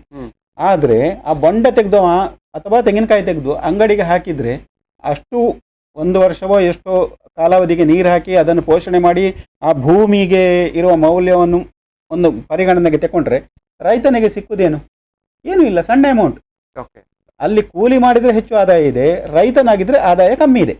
ಇಂಥ ಪರಿಸ್ಥಿತಿಯನ್ನು ನಾವು ನಿವಾರಣೆ ಮಾಡಬೇಕಾಗಿದೆ. ಇದಕ್ಕೆ ಒಂದು ಪರಿಹಾರ ಏನಂತಂದರೆ, ಬೆಳೆಗಾರನೇ ಮಾರಾಟಗಾರನಾಗುವುದು ಮತ್ತು ಬಳಕೆದಾರ ಮತ್ತು ಬೆಳೆಗಾರರ ನಡುವೆ ನೇರ ಸಂಪರ್ಕ ಉಂಟು ಮಾಡುವಂಥ. ಆದರೆ ಇವತ್ತು ನೋಡಿ, ನೀವು ಹೊಸನಗರ ಆಗಲಿ, ಉತ್ತರ ಕನ್ನಡಂಥ ಹಳ್ಳಿಗಳಿಗೆ ಹೋಗಲಿ, ಅಲ್ಲಿ ನಿಮಗೆ ಅಪ್ಪೆ ಮಾವಿನ ಮಿಡಿ ಇವೆಲ್ಲ ನಿಮಗೆ ಯಾವುದರಲ್ಲಿ ಡಿಜಿಟಲ್ ಮಾರ್ಕೆಟಲ್ಲಿ ಮಾರಾಟ ಆಗ್ತಾ ಉಂಟು. ಬಟ್ ಆ ತಂತ್ರಜ್ಞಾನವನ್ನು ರೈತ ಬಳಸ್ಕೊಳ್ಬೇಕಾಗಿದೆ ಇವತ್ತು. ಆದರೆ ಭವಿಷ್ಯದಲ್ಲಿ ಅದಕ್ಕೆ ಒಳ್ಳೆಯದು. ರೈತರಿಗೆ ಈ ನಿಟ್ಟಿನಲ್ಲಿ ಒಂದು ವಿದ್ಯೆ ಕೊಡು ಮತ್ತೆ ಕೋಆಪರೇಟಿವ್ ಟೈಪ್ ಮೂವ್ಮೆಂಟ್. ಹೌದು, ಕೆಲವು ವಿಚಾರದಲ್ಲಿ ಇದೆ, ಆದರೆ ಈಗ ಬೇರೆ ಎಷ್ಟೋ ವಿಚಾರದಲ್ಲಿ ಈಗ ಈ ಹಣ್ಣು ಹಂಪಲಾಗಲಿ, ತರಕಾರಿ ಆಗಲಿ, ಇದರಲ್ಲಿ ಕೋಆಪರೇಟಿವ್ ಟೈಪ್ ಮೂವ್ಮೆಂಟ್ಗಳಿಲ್ಲ. ಅಲ್ಲಿ ಕೋಆಪರೇಟಿವ್ ಟೈಪ್ ಮೂವ್ಮೆಂಟ್ ಇದ್ರೆ ಇವರು ನಮಗೊಂದು ಮಿನಿಮಮ್ ಸಪೋರ್ಟ್ ಪ್ರೈಸ್, ನಿಮ್ಮ ಅಕ್ಕಿ ಇದಕ್ಕೆಲ್ಲ ಮಿನಿಮಮ್ ಸಪೋರ್ಟ್ ಪ್ರೈಸ್ ಇದೆ, ಬೇರೆ ಹಣ್ಣು ಹಂಪಲಿಗೆಲ್ಲ ಮಿನಿಮಮ್ ಸಪೋರ್ಟ್ ಪ್ರೈಸ್ ಇದೆ. ಮತ್ತೊಂದು ವಿಚಾರ ನನಗೆ ನೆನಪು ಬಂತು ಅವರು ಹೇಳುವಾಗ, ಯುವಕರಿಗೆ ಕೆಲಸ ಕೊಡಬೇಕು, ಅವರಿಗೆ ಪ್ರೋತ್ಸಾಹಿಸ್ಬೇಕು. ಯಾಕಂದ್ರೆ ನಾವು ಯಂಗ್ ನೇಷನ್. ಹೌದು, ಯಂಗ್ ಅಂದ್ರೆ ನಮ್ಮ ಪ್ರಾಯದಲ್ಲಿ ನಮ್ಮ ನೇಷನ್ ಸಾಧಾರಣ ಮಟ್ಟಿಗೆ ಒಂದು 60% ಜನ 25 ವರ್ಷದಿಂದ 40 ವರ್ಷ ಪ್ರಾಯದವರು. ಕೆಲವೆಲ್ಲ ದೇಶಗಳು ನೋಡಿದ್ರೆ ಈಗ ಮುದುಕರದ್ದು ನೇಷನ್. ಹೌದು, ಕೆಲವು ಜಪಾನಲ್ಲೆಲ್ಲ ತುಂಬಾ ವರ್ಷ ಬದುಕಿರುವವರಿಂದ 60 ವರ್ಷ ಮೇಲಿನವರು 65% ಇದ್ದಾರೆ. ನಮ್ಮಲ್ಲಾಗಲ್ಲ, ನಮ್ಮಲ್ಲಿ 25ರಿಂದ 40 ವರ್ಷದವರು ಸುಮಾರು 60% ಇದ್ದಾರೆ. ಈಗ ಇವರಿಗೆ ಈಗ ಕೆಲಸ ಕೊಡಬೇಕು, ಅಪರ್ಚುನಿಟಿ ಕೊಡಬೇಕು. ಈ ನಿಟ್ಟಿನಲ್ಲಿ ನನಗೆ ಎಲ್ಲ ಸರ್ಕಾರಗಳ ಮೇಲೆ ದೂರಿದೆ. ಹಿಂದಿನ ಸರ್ಕಾರ, ಈಗಿನ ಸರ್ಕಾರ, ಎಲ್ಲ ಸರ್ಕಾರದಲ್ಲಿ. ಯಾಕೆ ಹೇಳಿದ್ರೆ, ನಮ್ಮ ದೇಶದಲ್ಲಿ ಸಣ್ಣ enterprise, small enterprise, micro medium small enterprises ಹೇಳಿ ಹೇಳ್ತೇವೆ. ಈಗ ನಮ್ಮಲ್ಲೆಲ್ಲ ಈಗ ಈ ಇಂಡಸ್ಟ್ರಿಯಲ್ ಎಸ್ಟೇಟ್ಗಳಲ್ಲೆಲ್ಲ ಇರುವ ಫ್ಯಾಕ್ಟ್ರಿಗಳು 20 ಜನ, 10 ಜನ, 50 ಜನ, 100 ಜನರವರೆಗೆ ಇರುವ ಫ್ಯಾಕ್ಟ್ರಿಗಳು, ದೊಡ್ಡ ಕಾರ್ಖಾನೆಗಳಲ್ಲಿ 1000, 2000.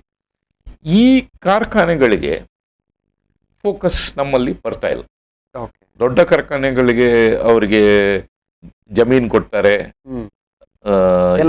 ಟ್ಯಾಕ್ಸ್ 10 ವರ್ಷ ಟ್ಯಾಕ್ಸ್ ಇಲ್ಲ, ಟ್ಯಾಕ್ಸ್ ರಿಬೇಟ್ಸ್ ಕೊಡ್ತಾರೆ, ಇನ್ಕಮ್ ಟ್ಯಾಕ್ಸ್ ಬೆನಿಫಿಟ್ಸ್ ಕೊಡ್ತಾರೆ, ಕನೆಕ್ಟಿವಿಟಿ ಕೊಡ್ತಾರೆ. ಆದರೆ ಈ ಸಣ್ಣ ಪ್ರಮಾಣದ ಇಂಡಸ್ಟ್ರೀಸ್ಗೆ ಯಾವುದೇ ಇದು, ಈವನ್ ಕೋವಿಡ್ ಟೈಮಲ್ಲೂ ಹಾಗೆ ಆಯಿತು, ನಮ್ಮ ಇಂಡಸ್ಟ್ರಿಗಳಿಗೆ ಯಾವುದು ಏನು ಬೆನಿಫಿಟ್ಗಳು ಬಾರಿ ಸಿಕ್ಕಿಲ್ಲ. ಆದರೆ ನೀವು ಕಾಂಟ್ರಿಬ್ಯೂಷನ್ ಆಫ್ ಸ್ಮಾಲ್ ಇಂಡಸ್ಟ್ರೀಸ್ ಮತ್ತು ಸ್ಮಾಲ್ ಮೀಡಿಯಂ ಎಂಟರ್ಪ್ರೈಸಸ್ ನೋಡಿದರೆ ಸಾಧಾರಣ ನಮ್ಮಲ್ಲಿನ ವರ್ಕ್ ಫೋರ್ಸಿನ 50% ಜಾಸ್ತಿ ಎಂಪ್ಲಾಯ್ ಆಗೋದು ಈ ಇಂಡಸ್ಟ್ರೀಸ್. ಆ್ಯಂಡ್ ಪ್ರೊಡಕ್ಷನ್ ನಾವು ಸಾಧಾರಣ 35-40% of total production ancillary industries. ನೀವೊಂದು ಕಾರ್ ಮಾಡ್ಬೇಕಾದ್ರೆ ಕಾರ್ ಇದು ಒಂದೊಂದು ಭಾಗಗಳು ಸಣ್ಣ ಸಣ್ಣ ಫ್ಯಾಕ್ಟ್ರಿಯಲ್ಲಿ ಆಗ್ತವೆ, ಅದನ್ನು ತಗೊಂಡೋಗಿ ಅಸೆಂಬಲ್ ಮಾಡೋದು ದೊಡ್ಡ.